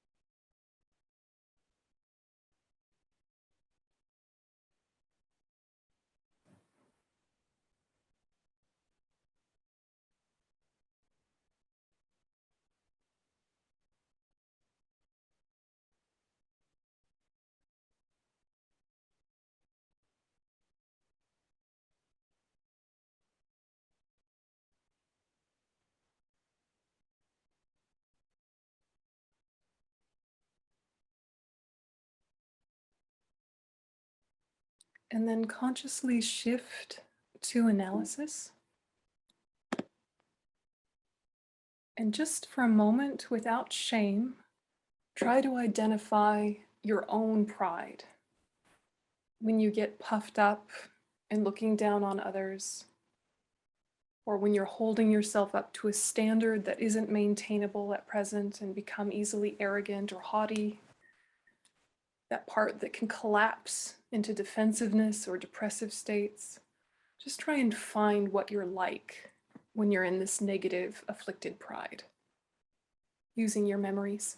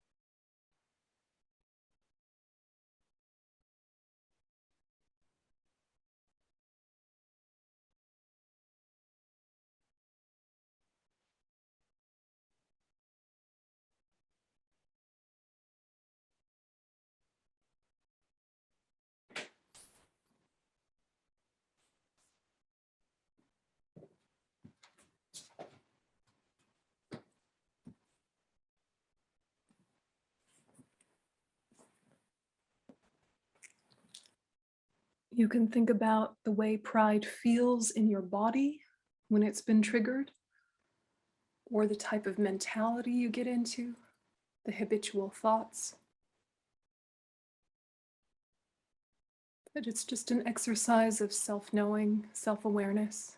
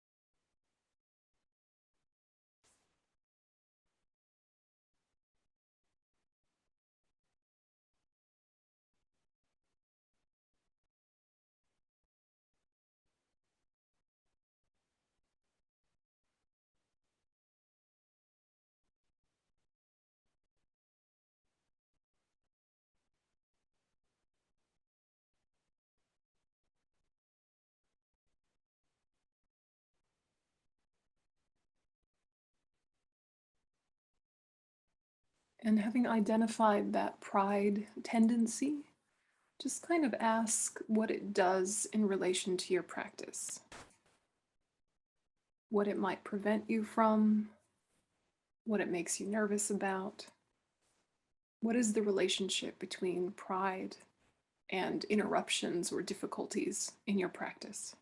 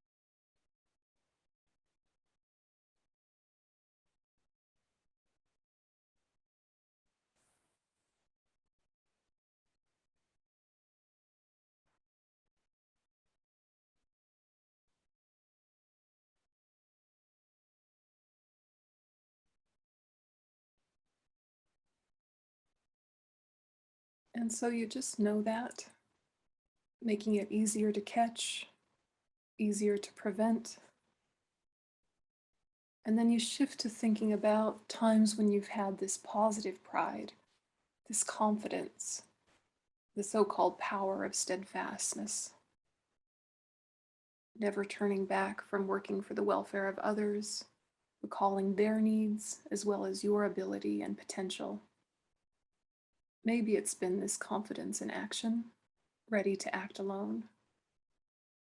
Maybe it's confidence in capacity to work for others or to oppose afflictions. But you're just trying to think, I have done these things in the past. I can do so in the future.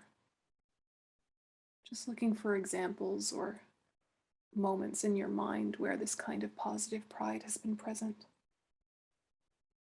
What it's like for you personally.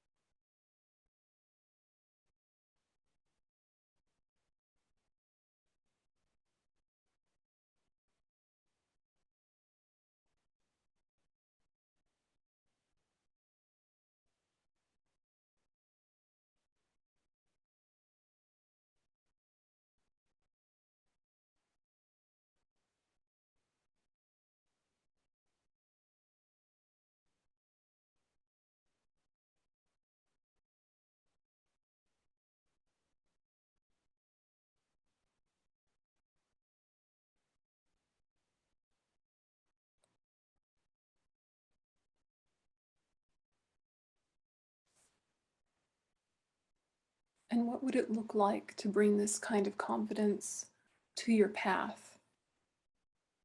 Would it have an influence on pacing, reasonable expectations, something more sustainable? What's the way to apply that in the spiritual path specifically?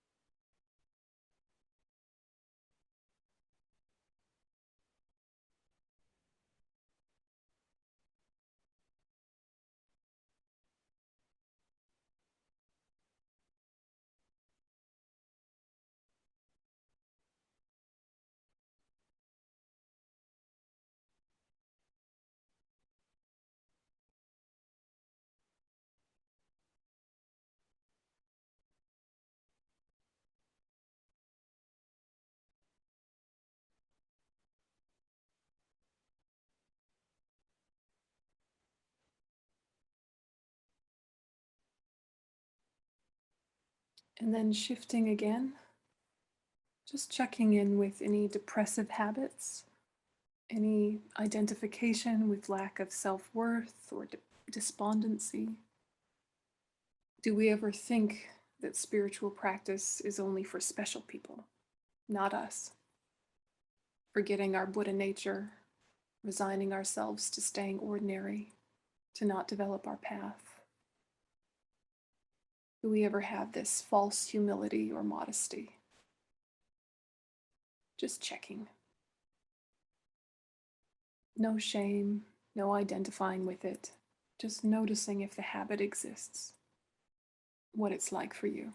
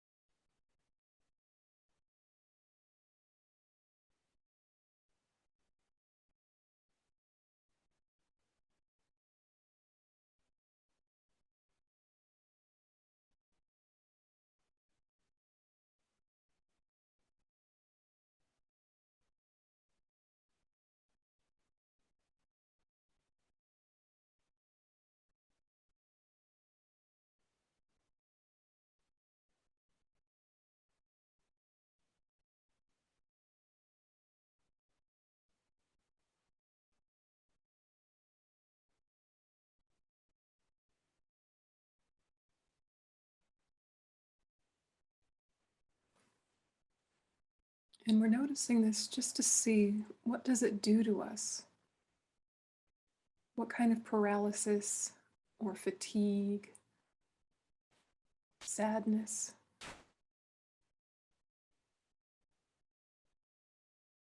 All because of not recognizing our Buddha nature, placing our identity there instead, not seeing our potentiality.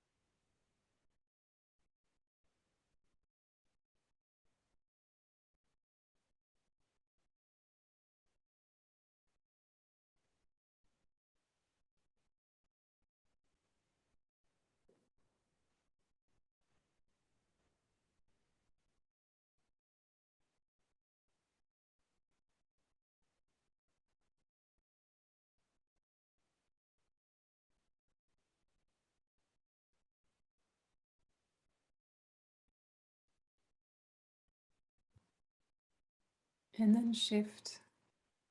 When are you truly humble? With that quiet confidence of a servant leader, thinking about one's potential to progress, our ability to learn. Just see if you can find that place within yourself or that ability within yourself. Connecting there.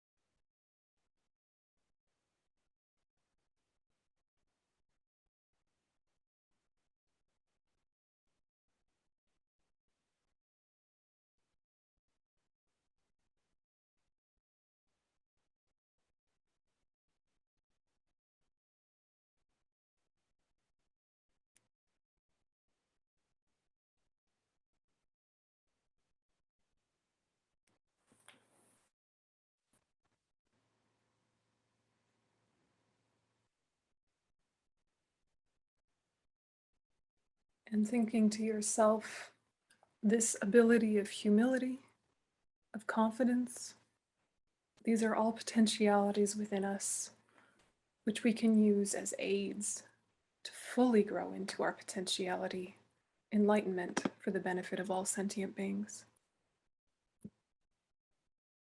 And so think all of the energy you put into these thoughts, may it be dedicated. May all beings everywhere, plagued by sufferings of body and mind, obtain an ocean of happiness and joy by virtue of my merits. May no living creature suffer, commit evil, or ever fall ill. May no one be afraid or belittled, with a mind weighed down by depression. May the blind see forms and the deaf hear sounds. May those whose bodies are worn with toil be restored on finding repose. May the naked find clothing, the hungry find food. May the thirsty find water and delicious drinks. May the poor find wealth, those weak with sorrow find joy. May the forlorn find hope, constant happiness and prosperity. May there be timely rains and bountiful harvests. May all medicines be effective and wholesome prayers bear fruit. May all who are sick and ill quickly be freed from their ailments. Whatever diseases there are in the world, may they never occur again. May the frightened cease to be afraid and those bound be freed. May the powerless find power and may people think of benefiting each other. For as long as space remains, for as long as sentient beings remain, until then may I too remain, to dispel the misery of the world.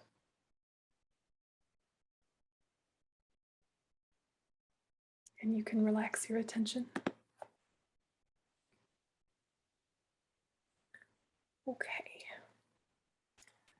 Did you have any interesting insights or points of resistance? You can just be like, yes, yes, I did. Or no, easy. As you go. Yeah, go ahead, Christy.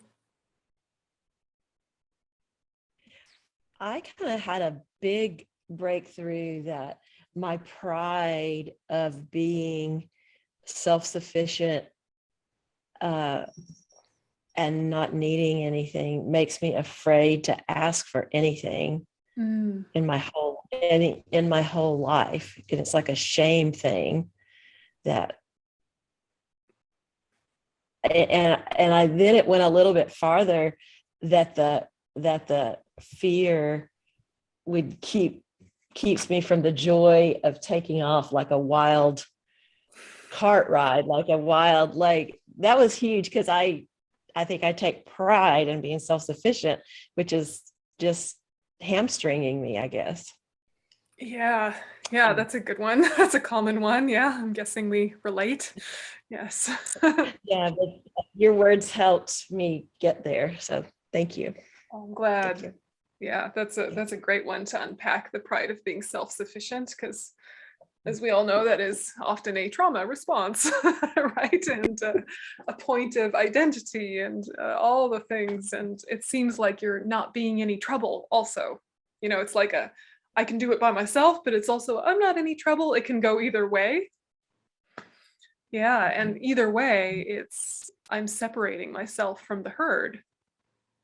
Yeah, and I'm like chopping myself out of the community.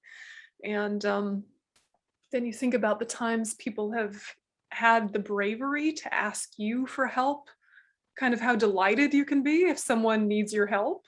And you think, I'm depriving my friends of this joy. I'm depriving them of the joy of helping me. You know? Yeah, etc. You know, many ways to think about it. But yeah, that's a really good one. The self-sufficiency pride. Yeah, other ones that came up for folks? Or stuckness? Did you get stuck at any where you felt like you were thinking about it and then for some reason there was a resistance and you kind of disassociated, or like you got vague on a certain point and then you could come back for the next point, but there was like part of you that was like, yeah, no, I'm not thinking about that. That can happen. And you just kind of ping off into space. Yeah, that can happen. Yeah, or you can do a deep dive, but accidentally go into identification. And here's one more way to whip myself and tell myself that I'm bad. Not helpful, but we do it. Really, the deep question is, what prevents me from spiritual progress? And to make sure that we're always saying to ourselves, what prevents me from spiritual progress is not a deficiency in me. It is not a fatal flaw in me. It is not a primordial evil in me. It is not the demon seed in me. It is not the, whatever. Like, what's preventing you from progress is pain. Yeah, not badness. Yeah, what's preventing your progress is pain, and then identifying with things that aren't you. Yeah. And so if you can kind of unlock a little bit of that and get some air in there, and even just breathe in the space of noticing what stifles you before even needing to go forward with it, just kind of be in the space of getting your shoulders back flexible psychologically. Getting some air and some space into the thoughts again. Coming back to your practice with that fresh beginner's mind again that has aspiration but no expectation. Yeah. Hope but no pressure. No pressure. Yeah, just a gentle, quiet joy that's happy to have found something that makes life meaningful. Yeah, and then you kind of pick it up again with fresh, clean hands instead of your, arthritic pain, like hands that were like, I have to do this. It's complicated, Just kind of shake it out. Did you have any ideas that came up that kind of surprised you or intrigued you about what might help you re-engage or deepen your engagement with your practice if you were to confront a bit more of the pride problem or the depressive problem, or on the other side, just kind of lift the confidence and lift the humility. Kind of any strategies that came to mind? Might still be digesting. Yeah. Well, I have a Dharma friend whom I met during the lockdown, and I've only met her in person twice, but she became a friend first on Zoom from the local Dharma center, and then she's going through a really hard time right now, and I'm a good influence on her, and I'm not trying to be, I just am a good influence on her. And in order to continue being that, I want to be the best I can for myself, and I know that's an influence on her, and I'm using her as a practice with things like, I go to lots of these classes. That's how I've kept myself stable during this lockdown, the whole thing. The Dharma has been, and she's already into it, and so it's easy for me to use her as a springboard to be the best I can be in order to help the world via her, first with me. Yeah, that's I don't know. it's a good insight, because it does, you know, we can work for all sentient beings in the abstract, but it does help to have a couple focuses of this sentient being here really could benefit from me stepping up my game or being in alignment with my path. They really directly and obviously benefit. So all sentient beings can be a little abstract. So you can think all sentient beings, in particular, this one, what's in front of me. Yeah, that it can help. It can help break up the log jam too, because all sentient beings is a little overwhelming.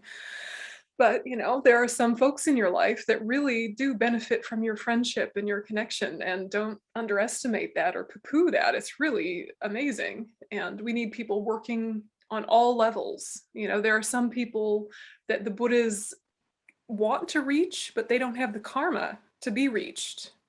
And so it's going to be ordinary people doing the work, getting them closer to be able to connect with the spiritual path. You know, so the Buddhas need us just like we need the Buddhas. Yeah, for this great enlightenment project. So now is lunch, so we will do our food offering prayer.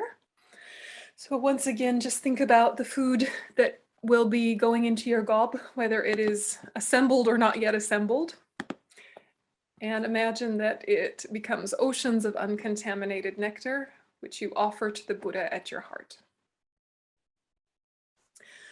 Om Ai Hum, Om Ai Hum, Om Ai Hum. Namah Sanghe Nama. Judaya Shin Nama. Ye Dun Te. Kungi Je Polama Te Lamanamla Chepabu.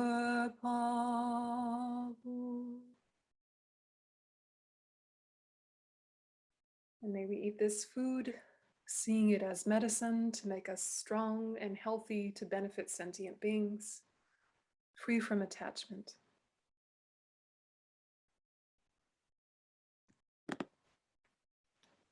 Okay, so see you in an hour for our last session.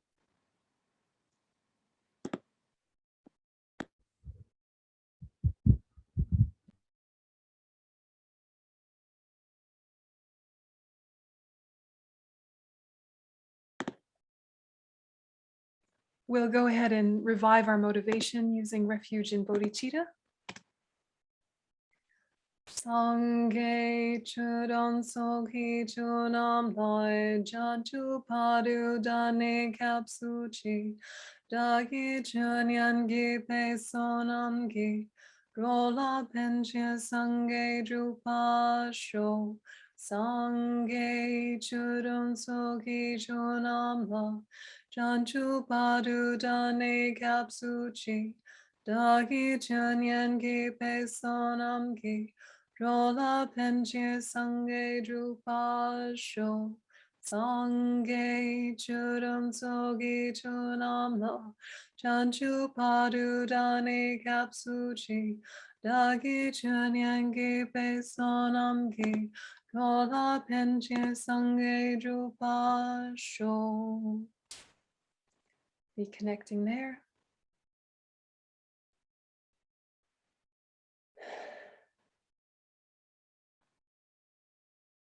Okay.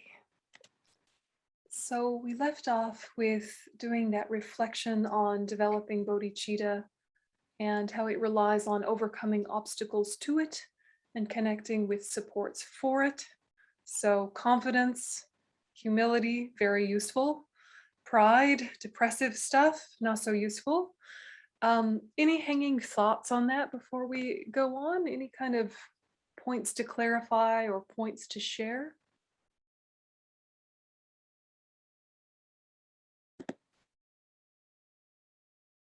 Is it a useful reflection, even though intellectually pretty easy? Is it useful to kind of do a deep dive into that? Yeah, go ahead, Jennifer. I did not find it that easy to do a deep dive on that. However, in doing the meditation part, I actually am dealing with a little bit of a pride situation because I had a relationship that's kind of now in limbo and wanting to contact the person and be like, this is what I have done, you know, because there's negativity and anger and stuff. You know, trying to remind people of how I am good, because also I took on all the negativity, you know, all the criticisms and whatever. So then I see, okay, well, me wanting to reach out just to say how I'm not bad is a prideful thing, I'm guessing. So that humbled me back again. So that was, it was useful. It wasn't that easy for me to think about pride because I tend to, I guess I have a little like low self-esteem mostly. So I don't think of my good qualities that often. And I'm pretty shy. So I don't usually talk about them. If I'm doing anything good, I don't really talk about it. So, but that was very useful and something I think I need to look into more going forward. Yeah, I'm glad. And you know, it's a tricky balance, isn't it, to know what is being assertive and sticking up for yourself and not being taken for granted, and what is prideful, needing to prove, needing to show, needing. And Yep. the behavior can look the same, and only you know where it's coming from. And sometimes we don't even know where it's coming from until we sit and do some checking. So I'm glad you were able to go there, even though it can be a bit ouchy. Thank you. Yeah, it can be a bit ouchy. Yeah. For sure. And then related to the spiritual path, I think it can be really important to unblock stuff, because sometimes there's just some basic question we need to be asking, but we're too prideful, too intimidated, too ashamed to ask some basic question. Yeah, we feel like we should already know stuff like that. Yeah, Donnie, then Susie. All I can say about this one is that it was an issue, it still is a little bit, but not so much. Once I finally faced this one, and it was really hard, the benefits have just been so bountiful. It's so worth it to face that pain. For me, it has been. This has been a big one for me. I have a lot of pride in various areas. I won't even go into it, but I'm better now, and it's worth it. Yeah, and you know, you can be better but not perfect, and that's fine too, you know.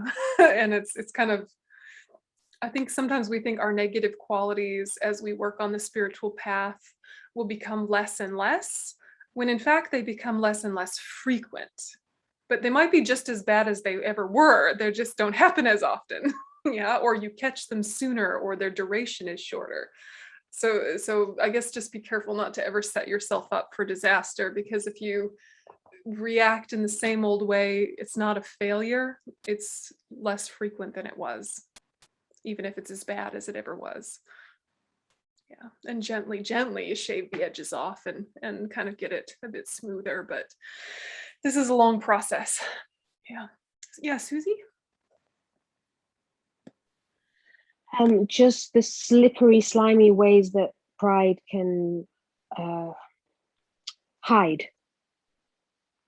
And because I only quite recently realized I had an enormous amount of pride. I didn't think pride was my thing. I thought it was attachment. So I was busy pointing out everybody else's pride, going, oh, poor people, you know, dear. And then I realized it was so enormous and frightful, and how it manifests in really weird ways, like not feeling like I'm intelligent. So like, I don't know, disguises of it. And then in the meditation, when it becomes overwhelming, then just thinking about Netflix and just those shiny ball syndrome where you go, oh, something fuzzy over here. And then really trying to pull myself back to that painful place of no, sit in it.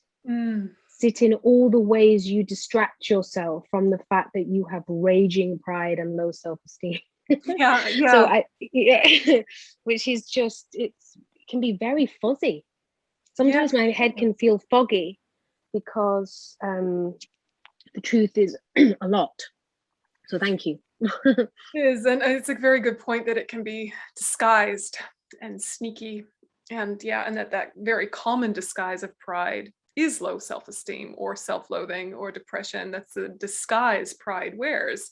If you never thought you should be better than this, you'd never be disappointed. It's your pride that's saying you should be better than this, whatever that means, and then you're constantly like failing. How about you just, here's how I am, no disappointment then.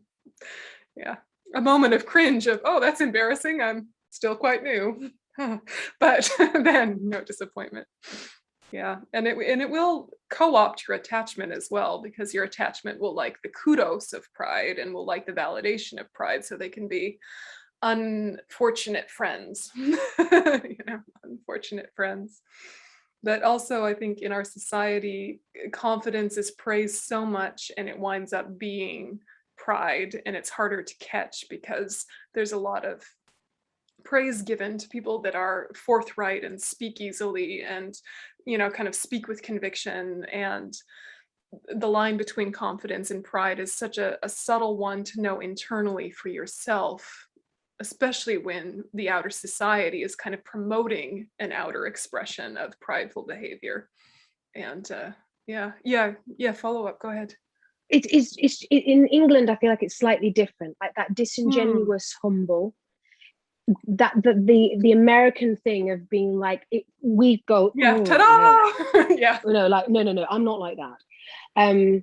But am I making sense? Yeah. So it's the tall poppy thing, like in Australia, the chop down the tall poppy thing. Oh yes. That's And like, are you all have. right? And everything sort of like, but are you really asking that? Like, it's just that sort of don't be too big, don't be too shiny. That American confidence in England is sort of frowned upon. Yes. And I'm talking in massive generalized sweeping statements. Yeah, no, so I know what you mean, pride comes out in different less in sneakier ways, it feels like. Yeah, you can do the humble brag even. Yeah, the humble brag or the performative humility. I'll put myself down, then people will love me. Yep. Like I can be halfway through that and catch it, and then I can't finish my sentence because I realize I'm lying in the middle of it. It's really discombobulating. Yep, and self-deprecating humor that is actually a beg for validation and, all the things, right? And I think that's a very good point, because what it looks like can be totally different person to person, culture to culture, but it's a pervasive human thing. And for me, it's quite culture shock to be back in the States after being away for so many years and realizing how much it's promoted, that you kind of have to like arrive like, ta-da! It's like, all right, settle down.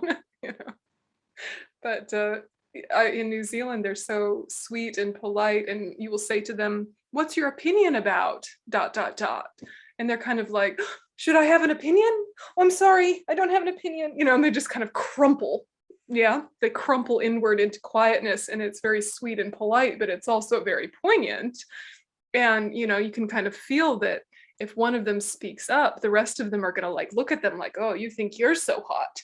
you know, and it's kind of a distortion of the whole pride thing, but it's still the same monster. It just looks different. So we have to just basically catch it internally. What is it for us at the end of the day? But yeah, Christy, did you want to add?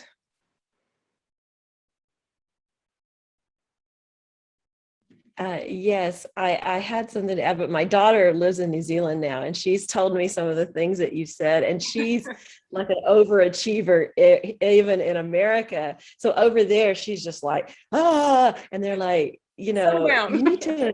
Exactly. And she just doesn't even comprehend it, but she's told me the tall poppy, chop down the tall poppy, and it's good for her. I think it's a really good place for her to be. But I was going to comment on the depressive pride. That's something I never had really realized. And this is the big one for me. It's a huge hurdle because I think it's more just lack of self-worth, but it's like an excuse not to pursue. So I always feel like I want to be a Buddhist.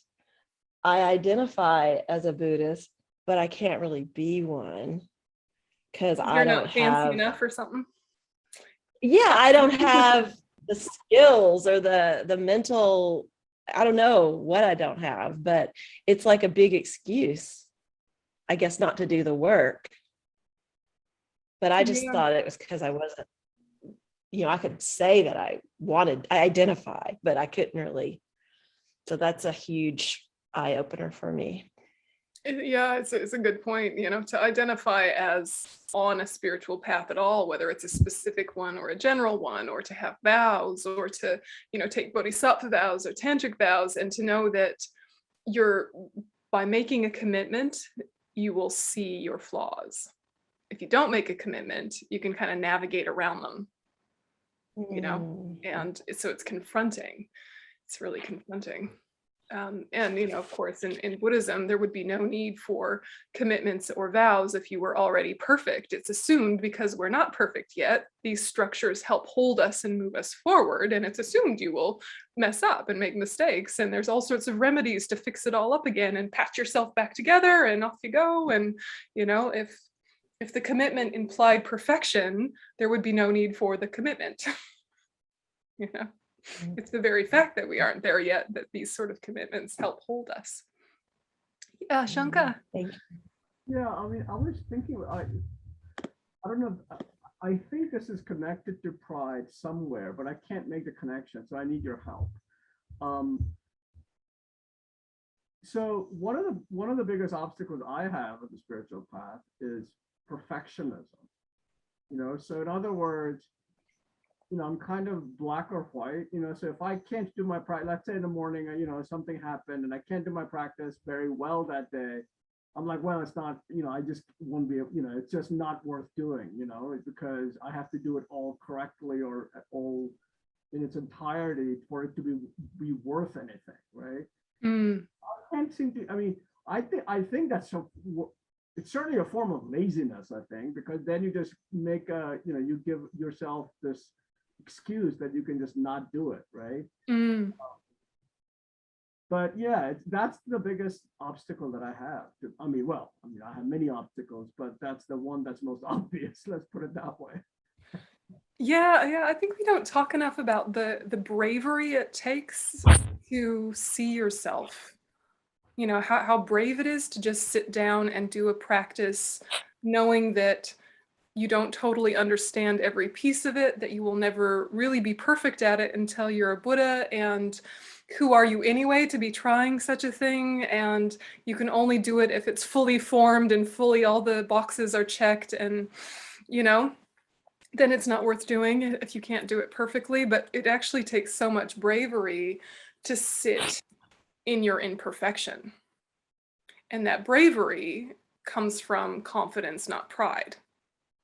Pride knows on a good day, you can totally check all the boxes. On a good day, you can do your water bowls perfect. You know, you can have your sadhana out perfect. You can have everything just beautifully aligned and everything is just so you can do it on a good day. And so your pride is saying, well, you can do it on a good day, so you should do it always, even though you're not always on a good day. Confidence says it's worth doing even half-assed. Yeah.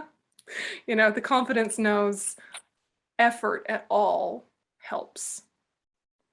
And if I'm embarrassed, like if someone were to walk in on me, not sitting properly, doing my mantras in a casual position, and they walked in and I suddenly need to sit up straight and do it properly, you know, that's pride, you know, but it takes bravery to be like, yep, I'm just not feeling the posture today and we're just doing it this way.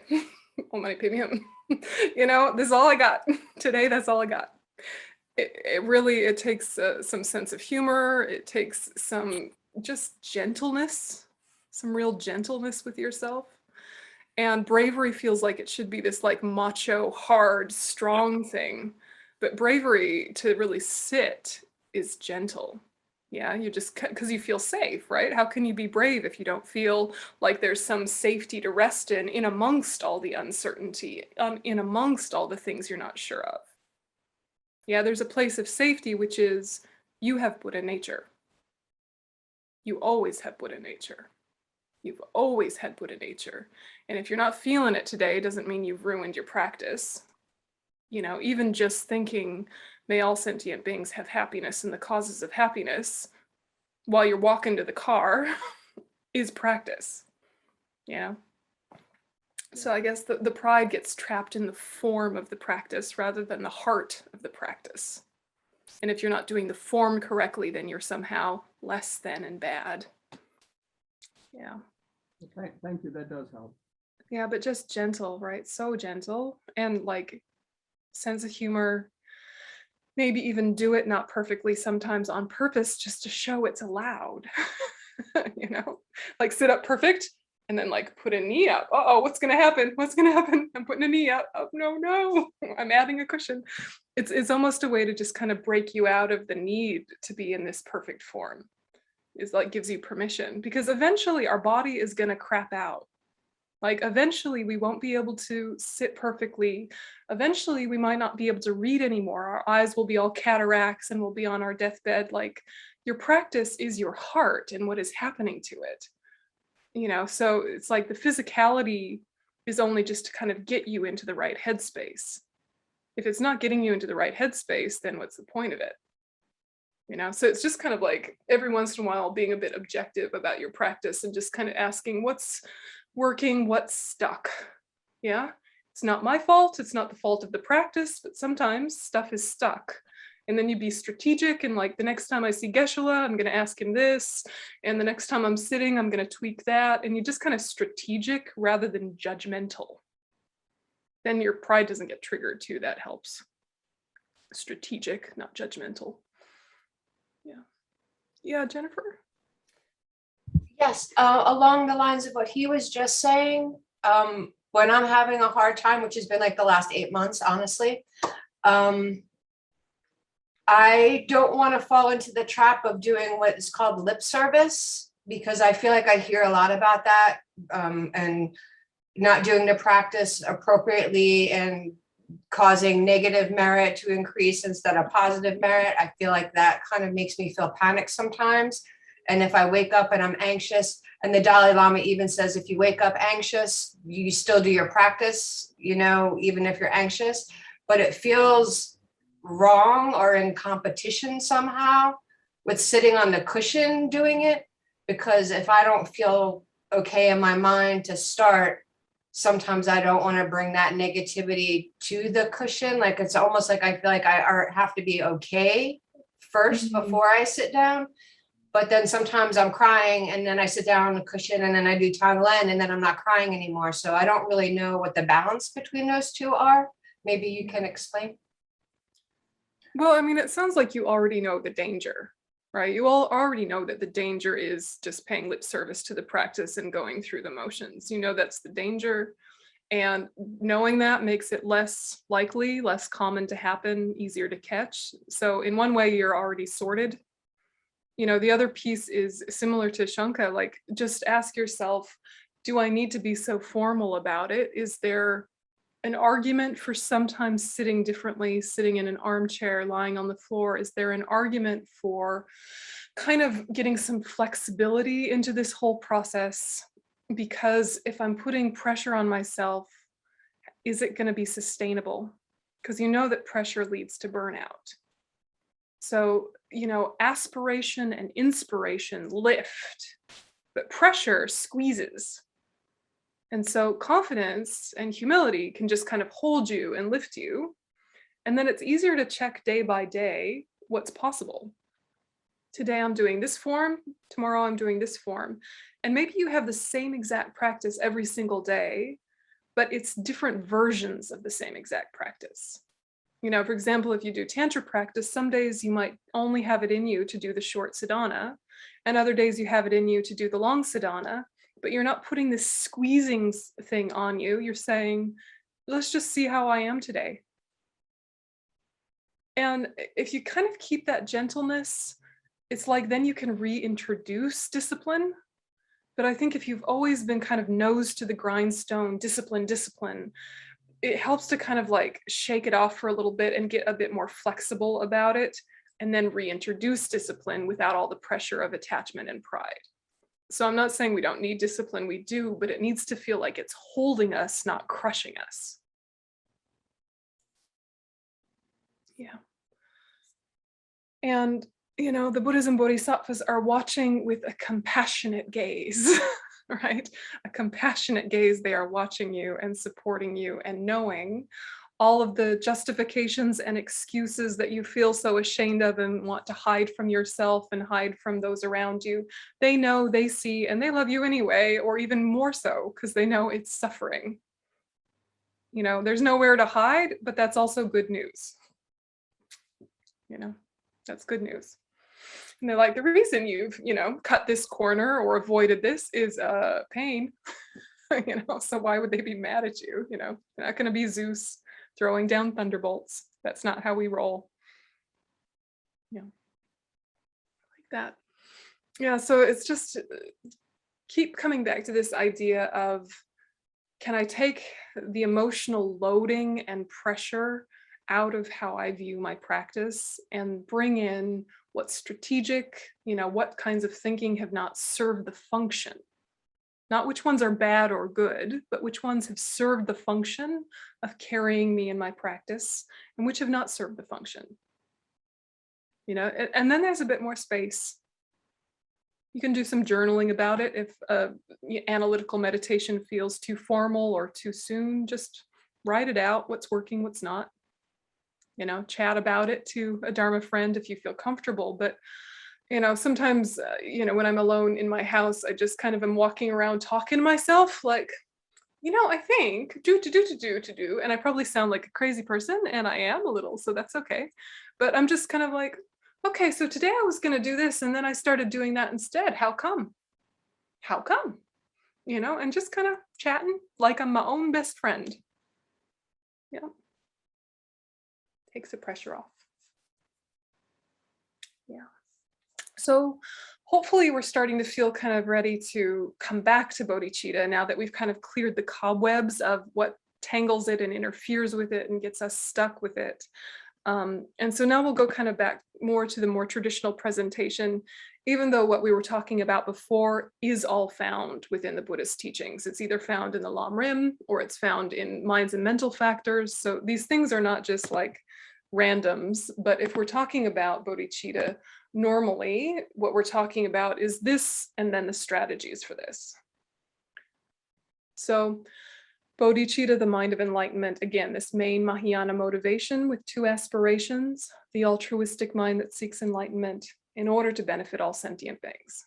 So it's this mind seeking the fulfillment of one's Buddha nature, enlightenment. Yeah, the fulfillment of one's Buddha nature is its enlightenment. So how to, like this, okay? And this is the classic tale that a lot of you have seen before. But when you're looking at it, keep remembering that these things aren't recipes that magically turn into the cake of bodhicitta. These are things that you actually have to take on board to get the result. And so the main thing that both of these are doing, whether it's the sevenfold cause and effect, or it's equalizing and exchanging self for others, the main thing they're trying to get into our minds is great compassion. Because great compassion is the substantial cause for bodhicitta. The rest of the ways of thinking and the peripheral stuff are conditions, but the substantial cause is great compassion. It becomes the real catalyst for us dropping into true bodhicitta. And bodhicitta is the direct antidote to self-cherishing. So it might be that some days you're working on overcoming self-cherishing, some days you're working on developing great compassion, some days you're working on them both. These strategies do both, but you also can just be having a think about it. It doesn't have to go in these nice listy sequences if that's not what's working for you yet. Come back to what's going to get me great compassion, what's going to antidote self-cherishing. So when I say great compassion, what does that mean as opposed to like regular compassion? Do you have a sense of it? Great compassion? Like caffeinated compassion? No. Yeah, go ahead. It's like I was never a mother. I was never attached to a family. I was never a wife so I've never been attached to people. But yet when I discovered I actually do have compassion, it's more of a global thing. It's like universal. And it's really interesting that that's a greater compassion in many ways, it seems, than people who actually are attached or committed to family, friends, and other. It's like a global Yeah, compassion. there's a piece in there that is going the right way. The universal sense, that universal compassion. That's an important piece for sure. Yeah. What else about it makes it great, do you reckon? Great as opposed to regular.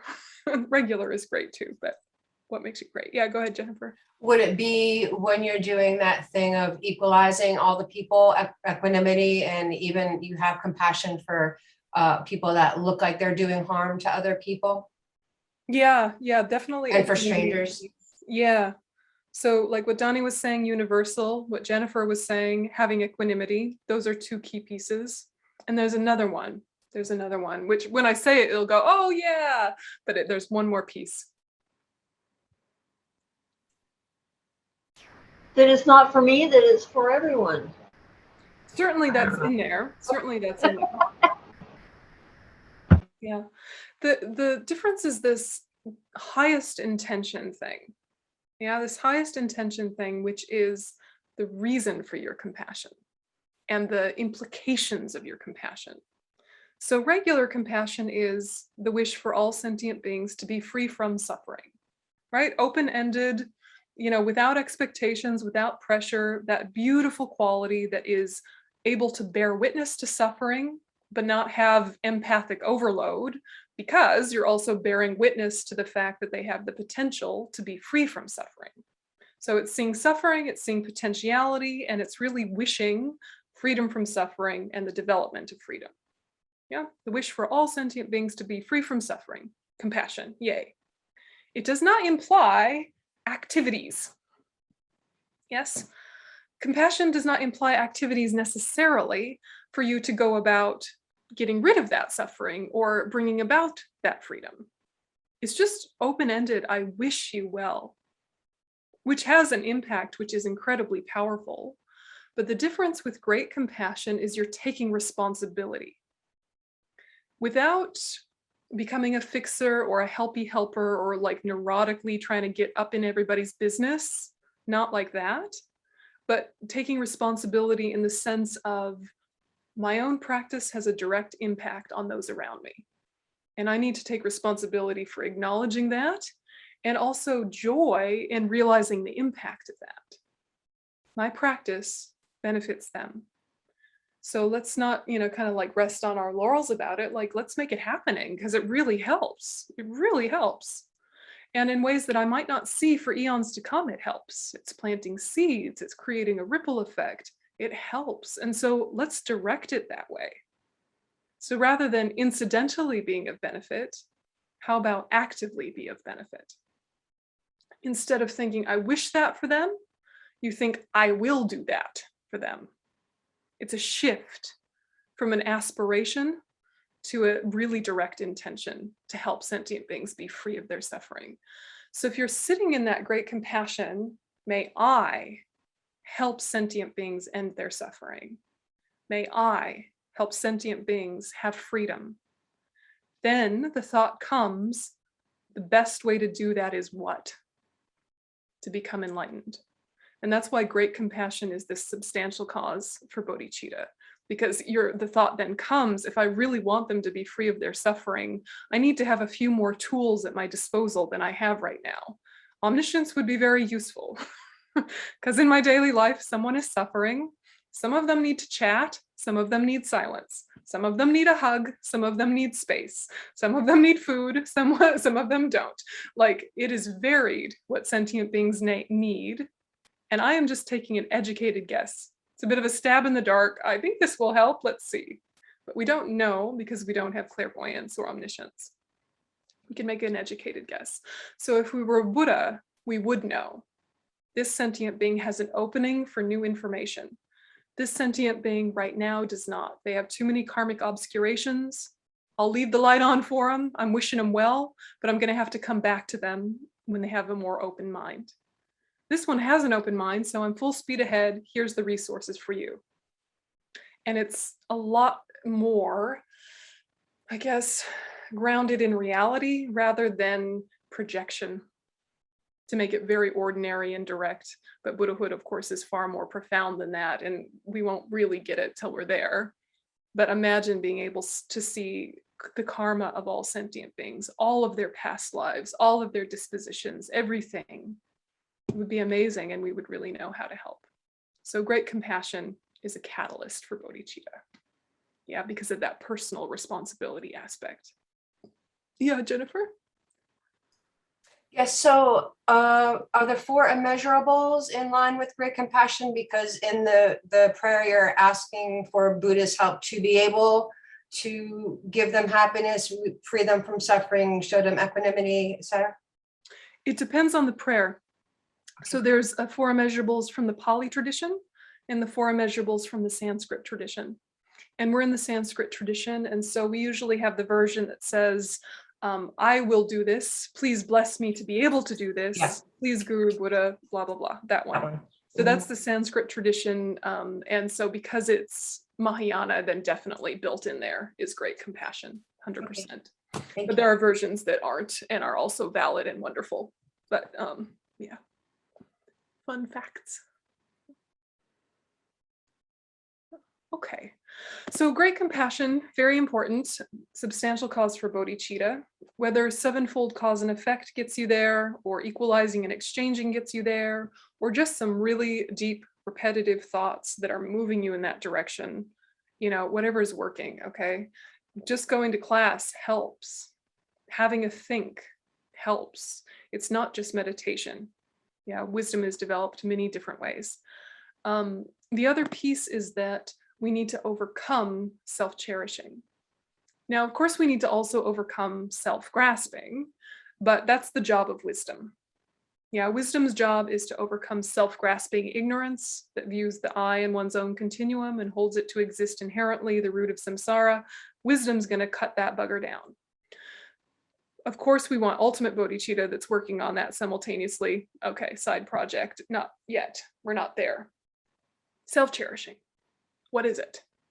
And how is it different to self-grasping? They are not the same thing, are they? They get spoken of in the same breath often as if they're the same thing because they're best friends. But what is self-cherishing?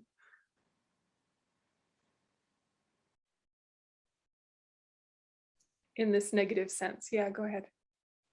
Well, I would say that you're only thinking of yourself, not thinking that anyone else is suffering while you're suffering. Not thinking about Tonglen or exchanging self for other. It's just all about me.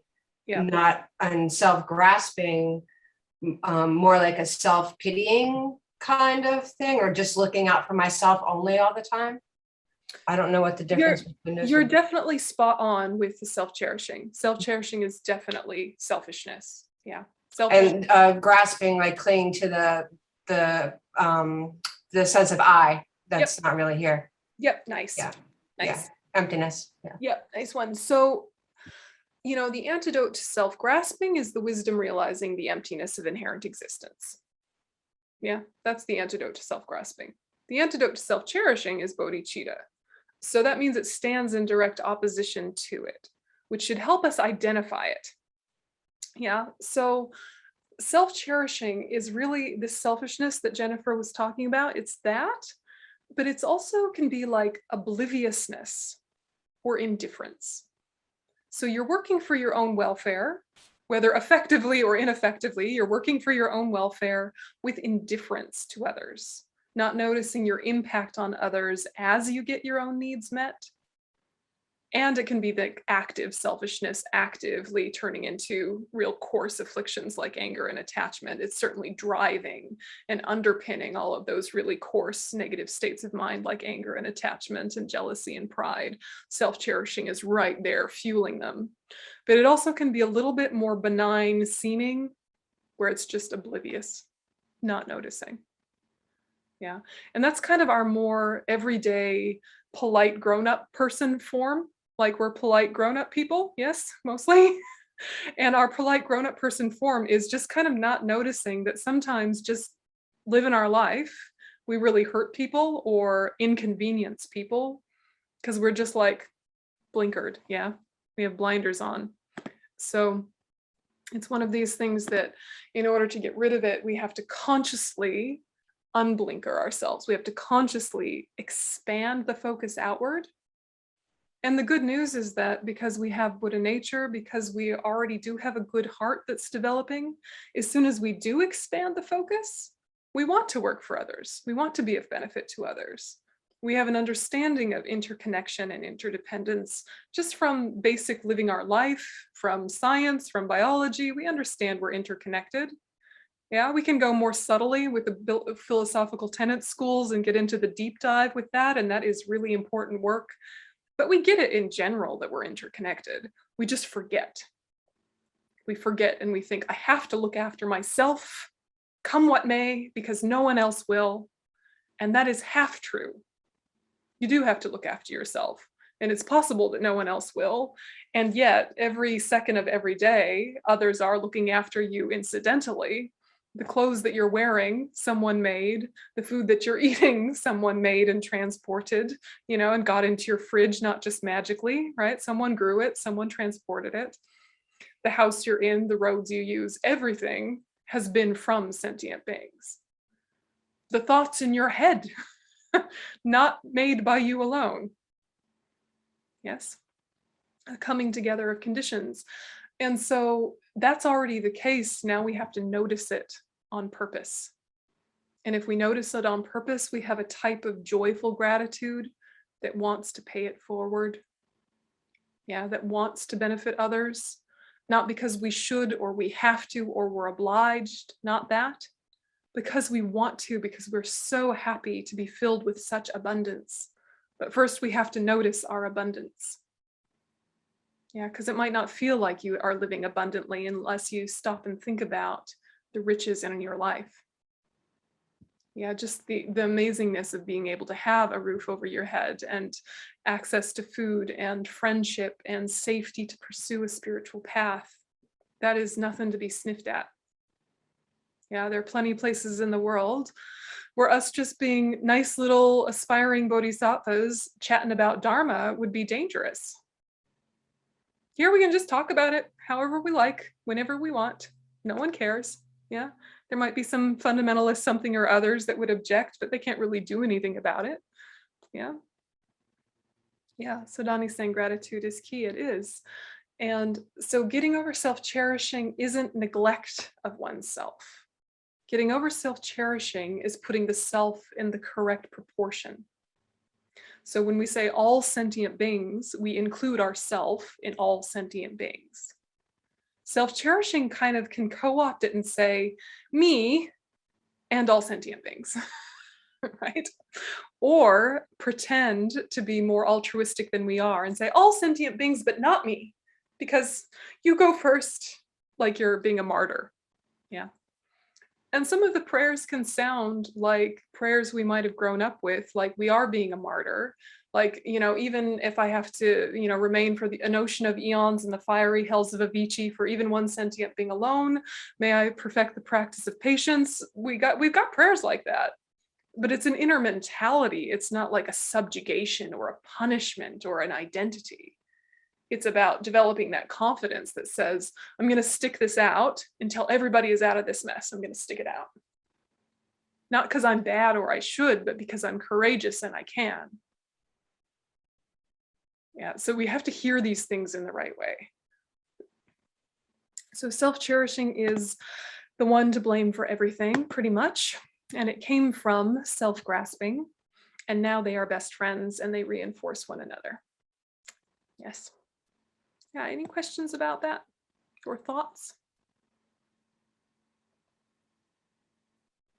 Okay. Cool. So we got these two guys and we're just going to briefly review them and then we'll do a meditation. Let's see, I'm just checking the time. Yep. Okay, so we're going to briefly review them and then we'll do a very cool combo meditation. So sevenfold cause and effect can be its own meditation. Equalizing and exchanging can be its own meditation. Any point within them can be its own reflection. But there's also a tradition of combining them together that Lama Tsongkhapa popularized. And one of our more modern teachers, Rilpa Rinpoche, explained really beautifully. So that's what we'll do for our meditation. But just to kind of show you the list so it's fresh in your mind. So this one is the gratitude catalyst, the sevenfold cause and effect. It's sometimes called 6 causes and 1 effect. So the foundation for all of them is equanimity. And that means you have to sit with the fact that whether friend, enemy, or stranger, or any variation therein, those labels come from us. They're not told to us by them. We decided that's what the categories of these people are. And in recognizing that, we decide, I will acknowledge the labels I put on people, but they will not dictate my level of goodwill. So whether friend, whether enemy, whether stranger, may they all have goodwill from me. May they all be well and happy. Yeah. So equanimity is not making everyone the same, because our mind hasn't made everyone the same. And to pretend otherwise would be to sort of gaslight ourselves or do spiritual bypassing. People aren't the same to us. Our rapport with people is not the same, but that doesn't matter in terms of how much goodwill they get. Does that make sense? So that foundation where you're looking at friend, enemy, and stranger, you're not blurring them all together and saying now they're all the same thing. You're saying those labels came from me and all of them just want happiness and don't want suffering. So may they have that. Yeah, we sort of feel on the same page with equanimity, or did you want to unpack that at all? Yeah, equanimity, not making them the same, making goodwill the same. Yeah, go ahead. In my opinion, people are not the same, but they're all valid. Yeah. There's no reason to judge or put a judgment. They're not the same. Yeah, exactly. Yeah, exactly. So they are very unique and have had unique experiences, but the way in which we're the same is that we have Buddha nature, we have innate ignorance, we have a clear and knowing consciousness. We all have that. And then we have very differing details about how that is all played out from beginningless time, and we've all had different karmic connections with each other. And so you can acknowledge that while still wishing everyone goodwill. And there's a lot of ways to get into equanimity. And one of them can be looking at your own projections, but another could be looking at the way in which our sense of closeness is based on how much we feel they are benefiting us. And if we can see the way friend, enemy, and stranger all benefit us, then we have a kind of a closeness that can, and a kind of warmth of heart that can develop. But it's, it's kind of like pro-training, right? To think that this stranger gives me happiness. Okay, you can think about the food and clothes example, all came from strangers. Many strangers have been nice to you. Okay, easy enough. But enemies, they haven't been kind to you on purpose. They've been kind to you because of what you've learned from them. So they didn't have to intend to be kind. They didn't have to have a plot of friendliness. They could have thought, I want to hurt you. And that still was very useful for your own mental development, for resiliency, for understanding the human condition, for developing patience, etc., etc. And would you be the person you are without those skills and those abilities that you developed under the influence of a hard relationship? Yeah. So you can also have that kind of like closeness and warmth develop with friend, enemy, and stranger by thinking in that way, even if physically you keep some of them at some distance. Even if verbally you set good, healthy boundaries, emotionally, you can still have warmth, or at least openness. Yeah, other ways into equanimity, tons, right? You can think about impermanence, the way these labels actually don't stay tidy. Friends are becoming enemies, enemies are becoming friends, strangers are becoming friends. Everybody's not staying in their category. If you spend one whole day with one person, they could cycle through all of those categories in a day, couldn't they? Yeah. What are we going to do today? We're going to go out for coffee. All right, shall we go to this coffee shop? Yes, agreement, friendship, closeness. Then walking along the boulevard, I'm going slow, you're going fast. I feel tension. We're not in sync, somewhat stranger feeling. Oh, now it's time for lunch. Let's talk about where we're going for lunch. Oh, total disagreement, total different dietary issues, totally different budgets, enemies. And then, okay, let's talk it through, work it out. Now we're friends again, right? All one day, one person, you know, so nobody stays in their category. Even if we call them friend the whole day, our response to them is friend, enemy, stranger, rolling along. Yeah. So a million ways into equanimity, and I think you guys understand, but just kind of knowing that is the foundation of all of this, whether it's this strategy or the equalizing and exchanging strategy or any strategy for developing warmth towards sentient beings. For it to be unconditional, it needs equanimity. Yeah. Okay. So here's your classic. Recognizing all sentient beings have been one's mother, because mother is the archetype of human affection that has the least selfishness in it, theoretically. Yes, the mother is the one who sacrificed her body, her comfort, her convenience, who protected us when we were so small and vulnerable we would have died without her. And then, of course, as we got older, whether it's the mother or the mother figure or the father or the primary caregiver, they're the ones that were our first teacher, et cetera, et cetera. So you're taking that and thinking every single sentient being has had a mind stream that has existed from beginningless time, and there are no new sentient beings being created because everything must have a substantial cause. The substantial cause of mind is a previous moment of mind. Beginningless time makes sense then. So if we have beginningless time, but finite sentient beings, even though they're numberless, even though we call them infinite, there are so many, there's no new ones. Actually, in reality, all of them have been our mother, countless times. Beginningless time plus finite sentient beings, lots of bumping into one another.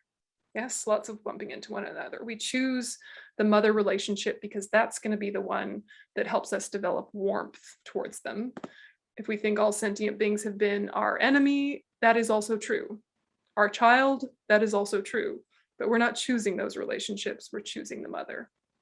Because there's the love, but there's also a sense of respect and holding up and wanting to repay the kindness. If we see all sentient beings as our children, that immediate respect and wanting to repay their kindness might not be as organic or flow as easily. Yeah, it's easier to condescend or patronize. Not that you would, but it's easier to. But with mother, it's like she's a little bit more elevated, so that's a better vibe. And I think that you guys have had this teaching a lot, but was there any questions about how to see all sentient beings as having been your mother, or why?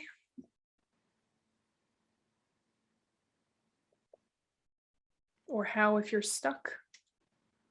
Yeah, we think the archetypal mother, if your own mother is complicated, yeah. So easier said than done, but you get the premise, yeah. And then that flows. So from one, the rest of them flow.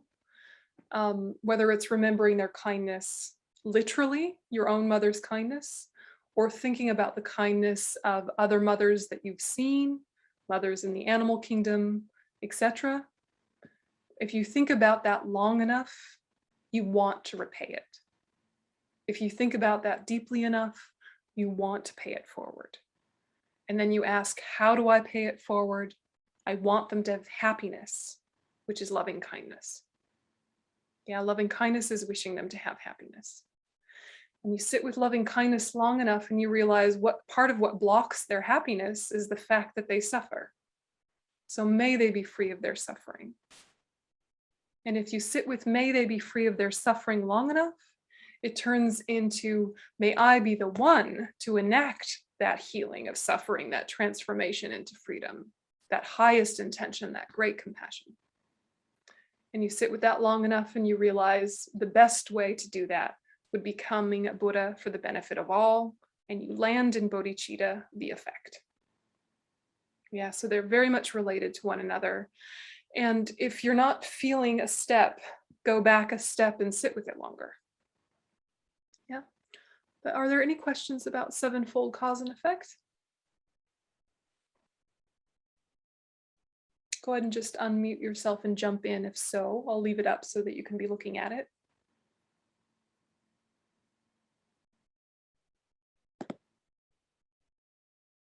Clear enough?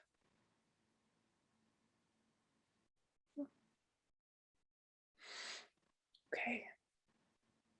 So that's the gratitude catalyst. Then we have the logic catalyst. Not to say that the other one doesn't have logic, it does, but this one is a lot more analytical and has less reliance on a belief in past and future lives. Helps, but you don't have to. So again, you start with equanimity and then you move to equality. So equality and equanimity, not the same thing, but related, obviously. So you think, how are they equal? They're equal in wanting happiness, not wanting suffering. And that first point makes sense. And then you sit with it long enough and you think about the behaviors of sentient beings and you start to wonder, do they want happiness? Look at what that guy's doing. Do they want freedom from suffering? Look at the way they hurt themselves. Is that true? What about people into S&M? I don't know. And you could start to have doubts. But what you're realizing is that the way it looks is very different. The drive is the same. The success or failure of the strategies can vary, but the drive is the same. So they want happiness in the sense of contentment. Yeah. They don't want suffering. They don't want discomfort. That is true pervasively, but what they call it and how they get to it, it might vary quite a lot. Yeah. They're also equal in having this innate ignorance, Buddha nature, and a clear and knowing consciousness. So I usually in my head call this the bad news, the good news, and the neutral news. Yeah, and we all have that in common. Yeah. So when you sit with this equality, then you shift consciously to the logic of numbers, which is that we are one and others are many. So spending the maximum time on one doesn't make sense. Yeah, spending some time on what does this one need, looking after this one, sure. But actually the percentages could really shift of percentage of time spent focused on this one and percentage of time focused on the welfare of all. And this is where we get into this discussion of how do you be self-aware without it becoming self-conscious? Yeah, because you are watching your mind all day, every day as a Buddhist, in theory, aspirationally. And watching your mind all day, every day it's an observational stance. It's not a trying to get yourself into maximum comfort stance of how can I be happy? How can I be happy? It's just watching, is my way of thinking in alignment with my path? Is my heart staying open? Is my stress under control? All of this because I want to work for the welfare of all sentient beings. So it's just a watching and a checking in a gentle way to make sure we're staying on our path. And when we aren't, we just gently nudge ourselves back onto it. And we're self-aware, right? We notice when we're getting grumpy. We notice when we're getting needy. But we're noticing while understanding these things are not us, are removable. We're not noticing and coming to the conclusion, therefore I have to fix it all, or therefore I'm bad, or therefore I need this, or I need that. We're not getting cringy and self-conscious under the influence of this self-awareness. Do you feel that difference between self-aware and self-conscious? And what can happen is that when you're, most people interested in Buddhism are already a little bit introspective, right? You already live a somewhat examined life before you even met Buddhism. Otherwise, it wouldn't resonate for you, right? So you already are somewhat self-aware before you meet Buddhism. And then you're in Buddhism and you're bringing your Buddhism to your self-awareness. And then you find a few flaws that you hadn't found before and are embarrassed and cringe and turn into self-consciousness. Yeah. So you had the skill, you had the good skill of self-awareness, but you just weren't looking at all of the pieces. You were just having kind of a general self-awareness, but it wasn't so specific. And now with all of this training in Buddhism, you're like, oh my goodness, I'm far more impatient than I ever realized, or I have so much more pride than I ever noticed. And in theory, that is great news that you found it. Yeah, like if you were sick and didn't know why, and then you found out why, you can do something about it. But what happens is that then we're embarrassed and we identify with it and we crumple or we get defensive or whatever happens. So this kind of changing the proportion of numbers still means you have to be self-aware. It's just self-aware, not self-conscious. Yeah. Did I lose anybody? I think you guys get the gist of it. Yeah. Yeah. So all sentient beings, I'm working for all sentient beings, again, is a vast, expansive attitude that winds up coming back to your own practice. Yeah, so for the sake of all sentient beings, I'm working very sincerely on my practice. And then in daily life, when I notice things that will help sentient beings move towards their potential, I'm gonna be right in there and help them. But if it's things like temporary happiness, I don't need to prioritize it quite as much and go totally out of my way to bake everyone cookies. You know? Do you feel the difference? Like if someone in front of you has coarse suffering and an openness to talk about why, you're right in there. You've got all the time in the world. But you're not kind of going around like trying to be a nice little sweetie, trying to make all your neighbors happy. Sometimes, sure. But your bigger project is your inner work, because that's going to make you more beneficial to more sentient beings. You know, so you're kind of deprioritizing samsara symptoms relief. And you're prioritizing things that will help sentient beings get out of suffering and get yourself out of suffering completely, not just symptoms relief. Yeah. So that shift of priorities and percentages. And then we recall the disadvantages of self-cherishing, both with logic, with memory, etc.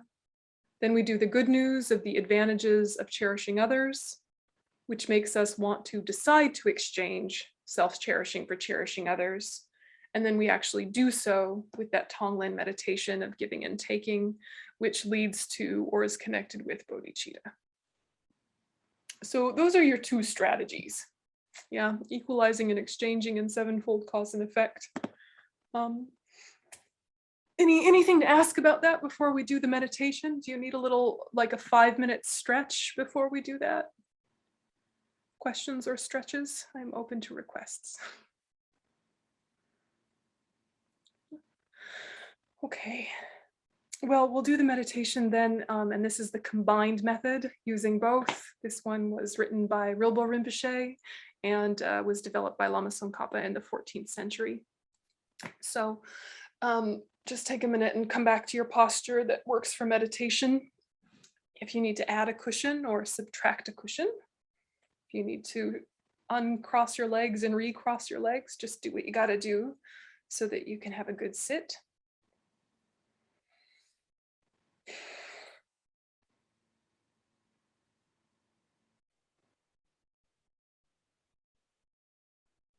And scanning from the crown all the way down to the tip of your toes, allowing tension to release.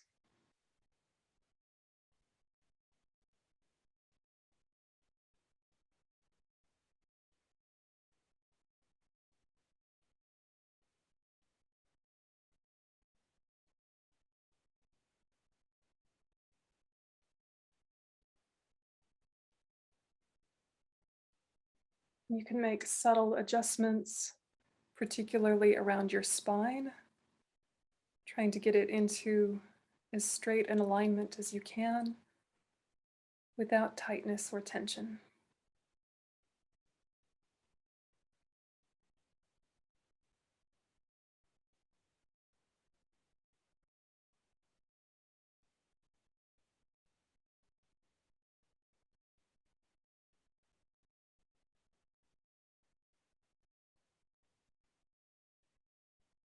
Strong, stable back, soft, receptive front.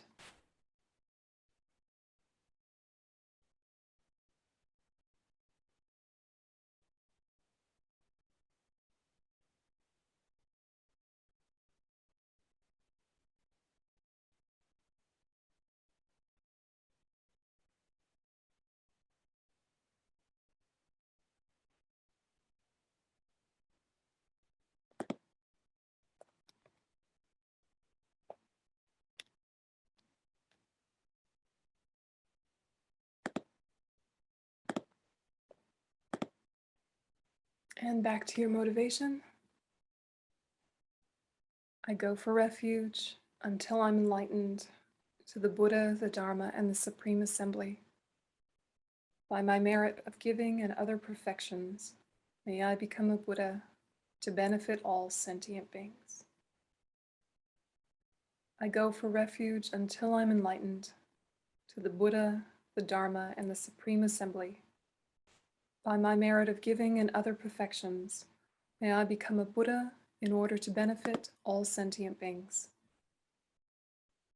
I go for refuge until I'm enlightened to the Buddha, the Dharma, and the Supreme Assembly. By my merit of giving and other perfections, may I become a Buddha in order to benefit all sentient beings.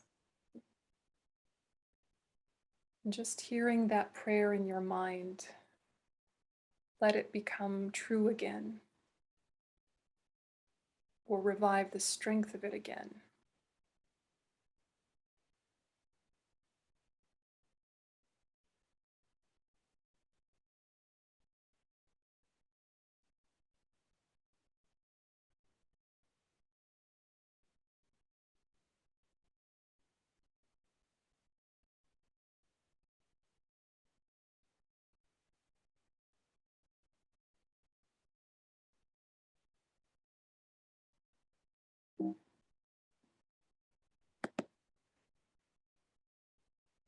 And so we start with equanimity and visualize a friend, enemy, and stranger. Just representatives of those categories you have. So just pick a friend, pick someone you don't get along with or have aversion towards, and someone you maybe have seen in passing, but don't have a particular opinion about either way.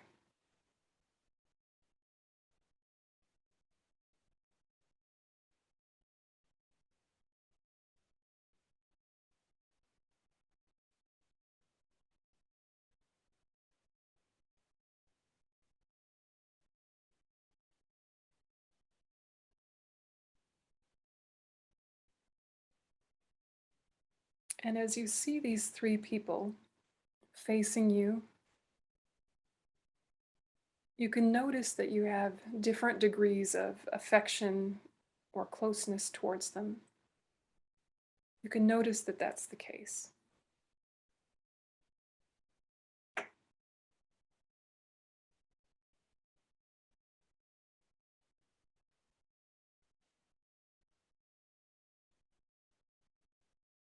And that affection from you to them, the amount makes sense given your history and your context.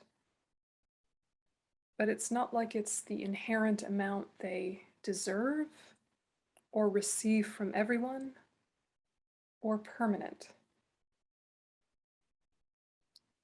And so think that, of course, these three people have far more people in their life than you. And those other people in their life also put them in a position of friend, enemy, or stranger. And it makes as much sense to them as your labels make to you. So the person who you consider a friend to others might be a total stranger or someone that they hate.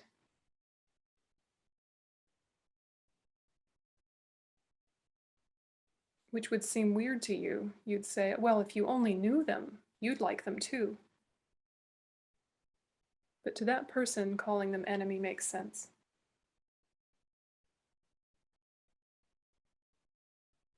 And the stranger that you're indifferent towards, someone sees them as so dear, so valued, so loved.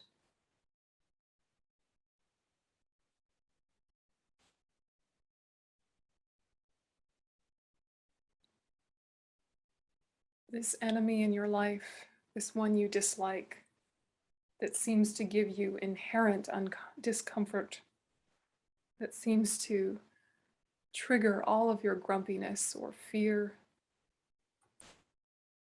There are plenty of people who see that same person and have no particular opinion either way, neither like nor dislike.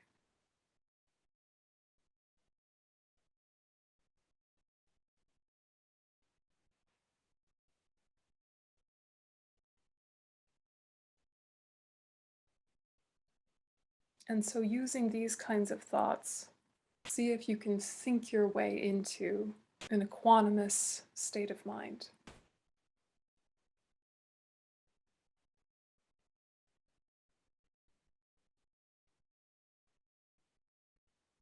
They're all just wanting happiness, not wanting suffering,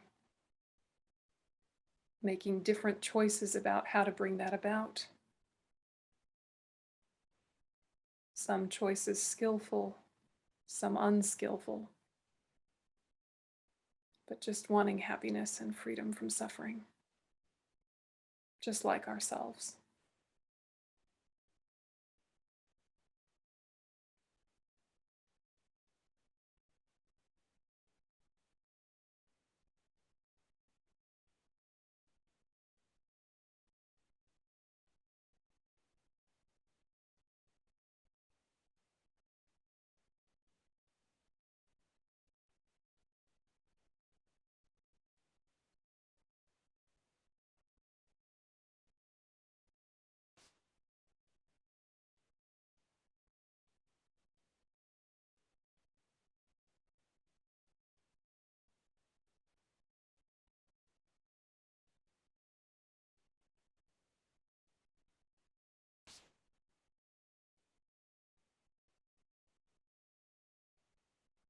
And then you consciously shift to think that these three people, friend, enemy, and stranger, as well as every single sentient being, has been your mother. And use the reasoning of the beginningless nature of the mind.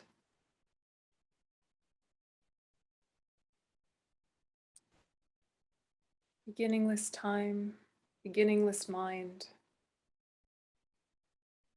And sentient beings, though incredibly numerous, numberless, still finite in number, no new ones being created.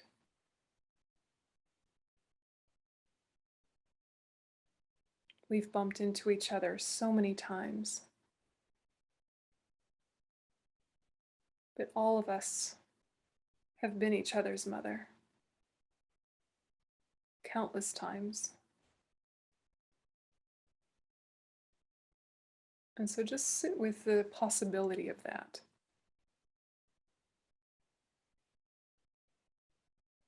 All these sentient beings have looked after me, have carried me in their bodies, have nourished me when I was sick or vulnerable. All of them.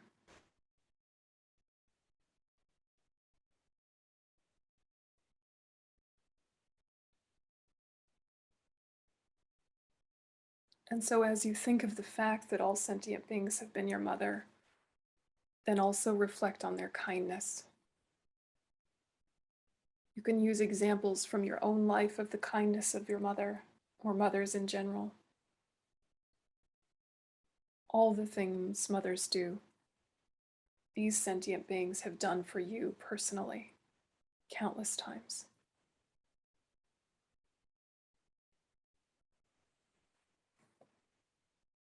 So particularly think of the kindness.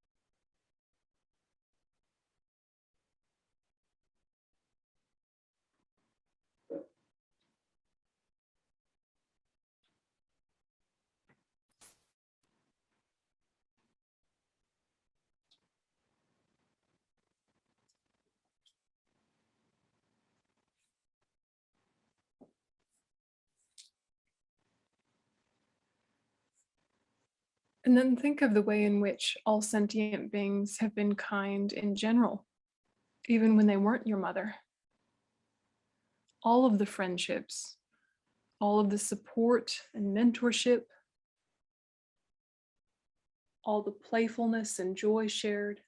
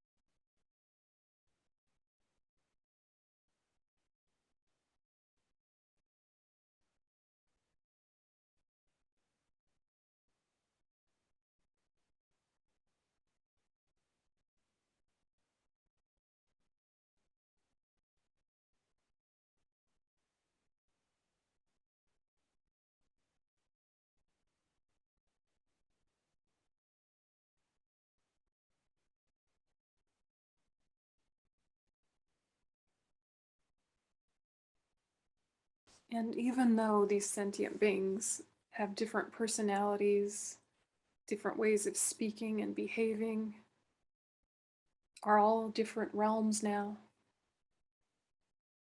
still there's an equality to it, an equalness that we all share. We all have this mental continuum whose nature is clarity and awareness, reflective. And this consciousness has always had with it innate ignorance, which creates this illusion of duality. And from there, we cause so much pain to ourselves and others. We all always have had this innate ignorance.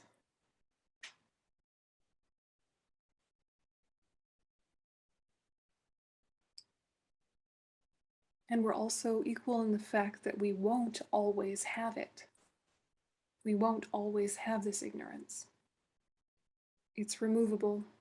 It's extra.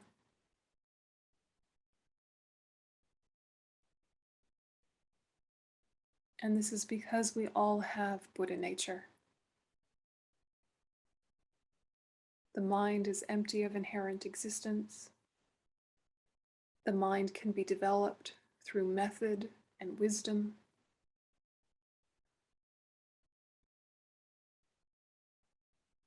our mind can become a Buddha mind with Buddha bodies to benefit both oneself and others.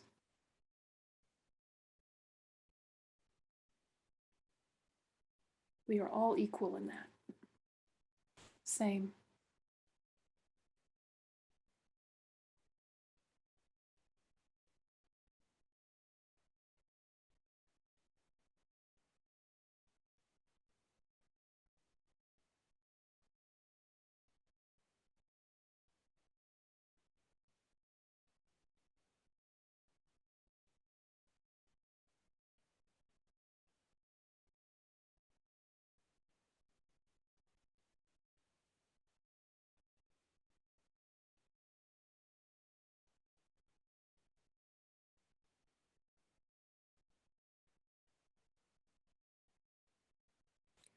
And so then allow your mind to shift to looking at the disadvantages of the self-cherishing thought that puts one's own needs ahead of everyone else's, that can become self-centered and self-absorbed, self-conscious,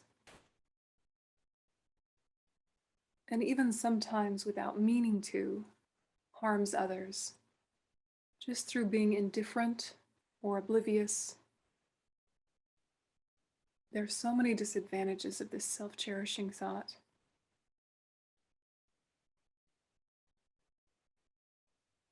All wars came from the self-cherishing thought. All toxic workplaces, all family dramas, all inner turmoil. The self-cherishing thought is at the bottom of it.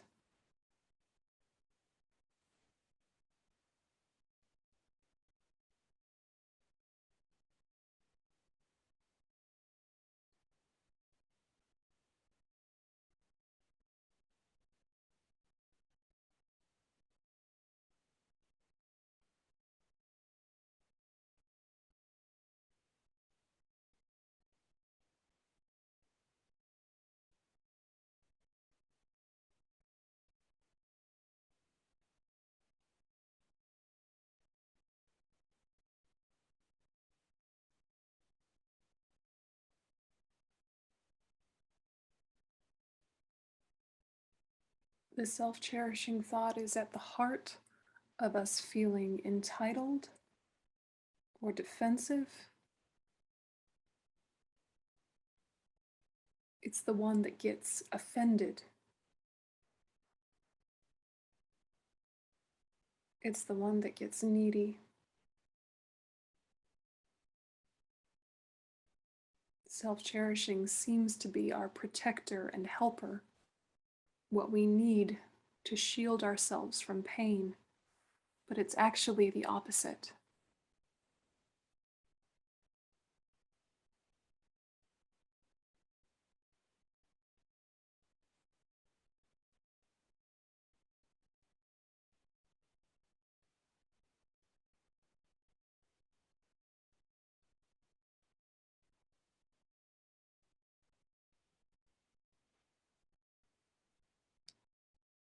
And so allow yourself to be convinced or reconvinced that self-cherishing is the one to blame for everything,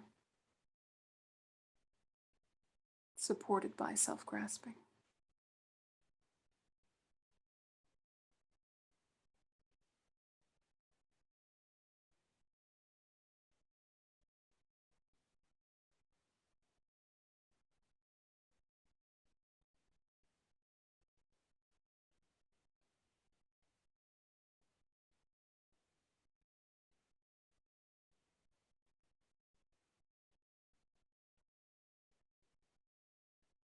And then shift to the advantages of cherishing others,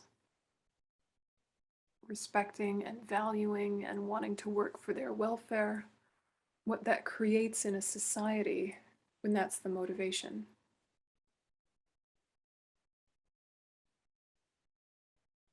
The kind policies of various governments, the healthy workplaces, the compassionate family, the inner well-being.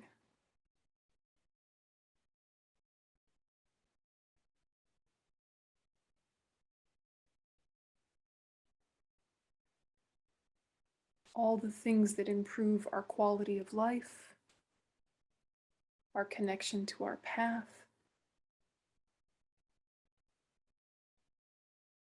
inner and outer supports all come from cherishing others.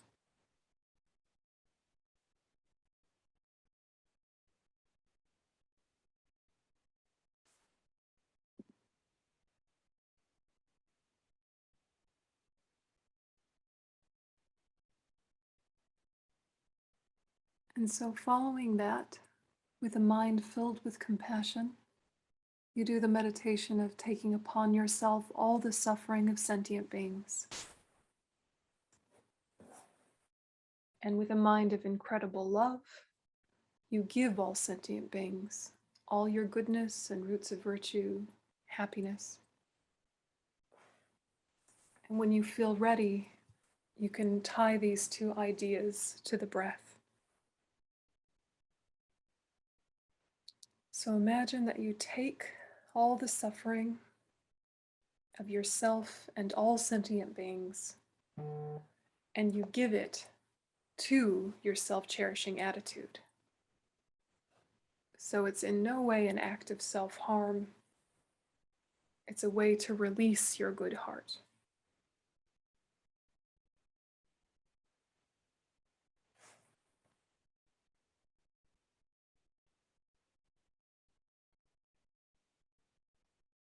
And then you give all sentient beings happiness, goodness, roots of virtue, all of your happiness. Many conditions came together for you to develop the seeds of it.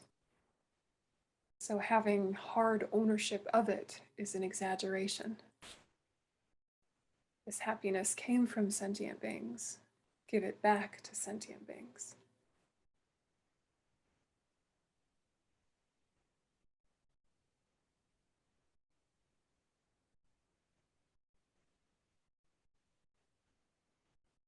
And in doing so, your attachment decreases and your level of contentment actually increases by the attitude of giving it.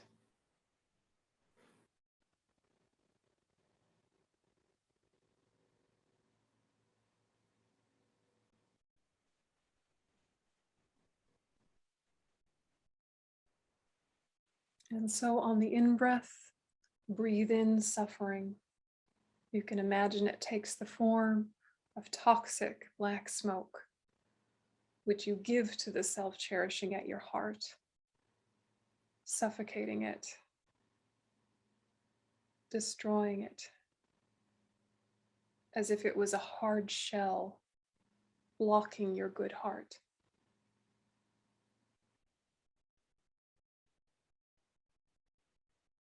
And as you breathe out, giving all of the happiness and roots of virtue in the form of golden light, sending them to all sentient beings. Breathing in black smoke, breathing out golden light. Breathing in, connect with compassion. Breathing out, connect with love. And each cycle of breath and analysis, making your own self-cherishing less and less. Your heart bigger and more open.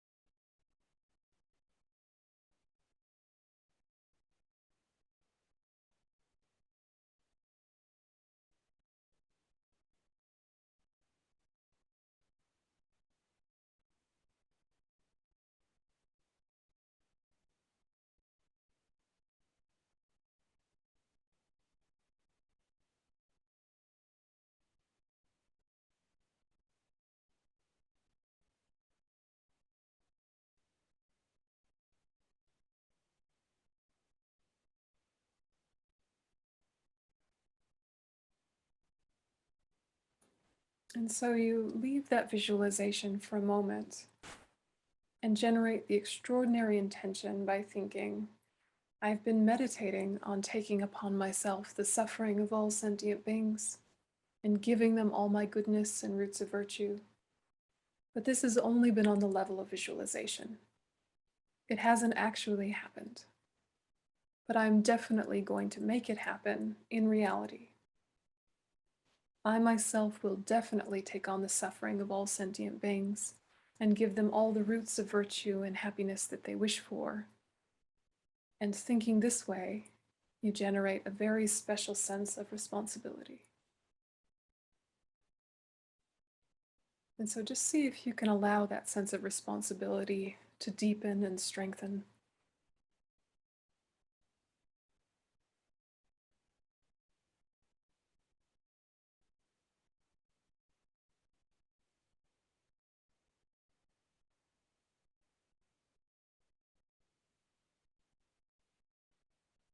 And in order to fulfill this responsibility, you generate bodhicitta, thinking, I am going to become a Buddha in order to help all sentient beings.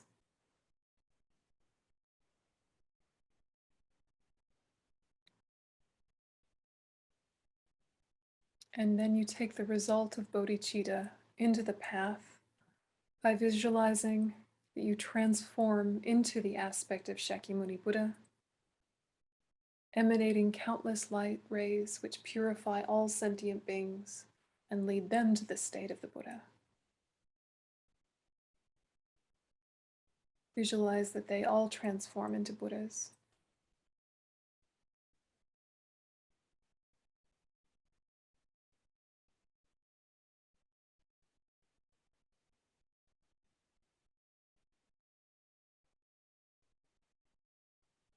And holding that visualization, you add the mantra. Taya tai hon mune mune maha mune soha. Taya tai hon mune mune maha mune soha. Taya ta om mune mune maha mune soha. Taya ta om mune mune maha mune soha. Taya ta om mune mune maha mune soha. Taya ta om mune mune maha mune soha. Taya ta om mune mune maha mune soha.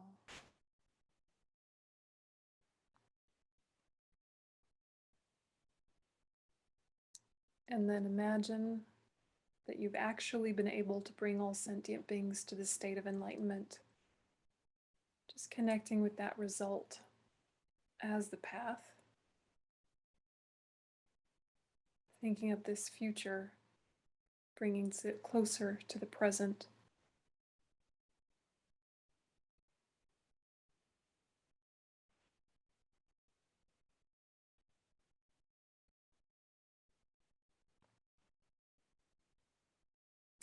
And all of these Buddhas and all this environment dissolve into light and absorb into you. And you carry with it the joyful responsibility to help bring this about in reality.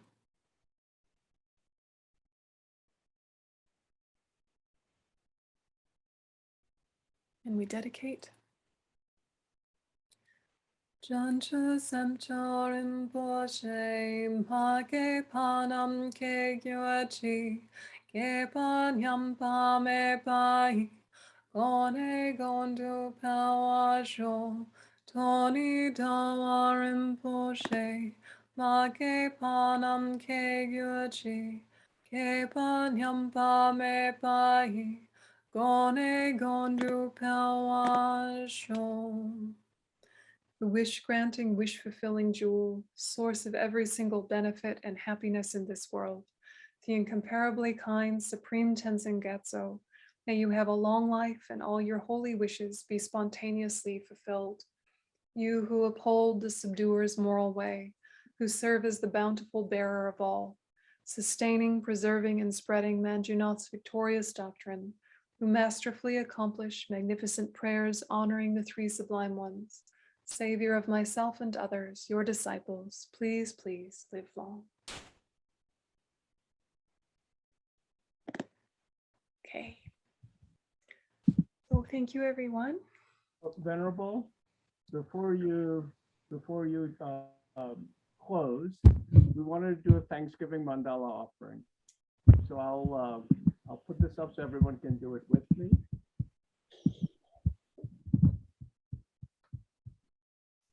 Ajibuki Yukshinedo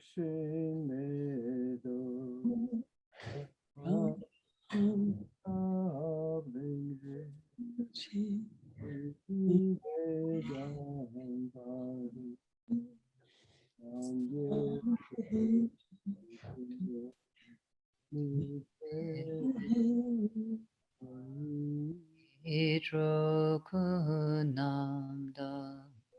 Shina Chupasho.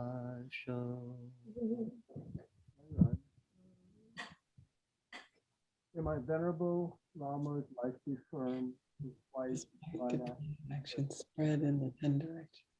most of the teachings of Lozang always remain, dispelling the darkness of all beings. In the three realms.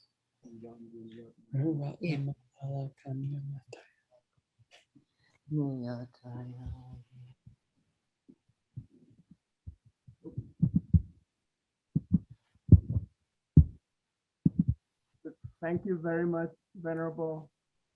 Thanks, everyone. That was really lovely group. I appreciate it. It was Thank you. wonderful. Thank you so much. Well, these last 2 days have been fabulous for me. Thank you. Oh, thank you. Thank you for coming. Really.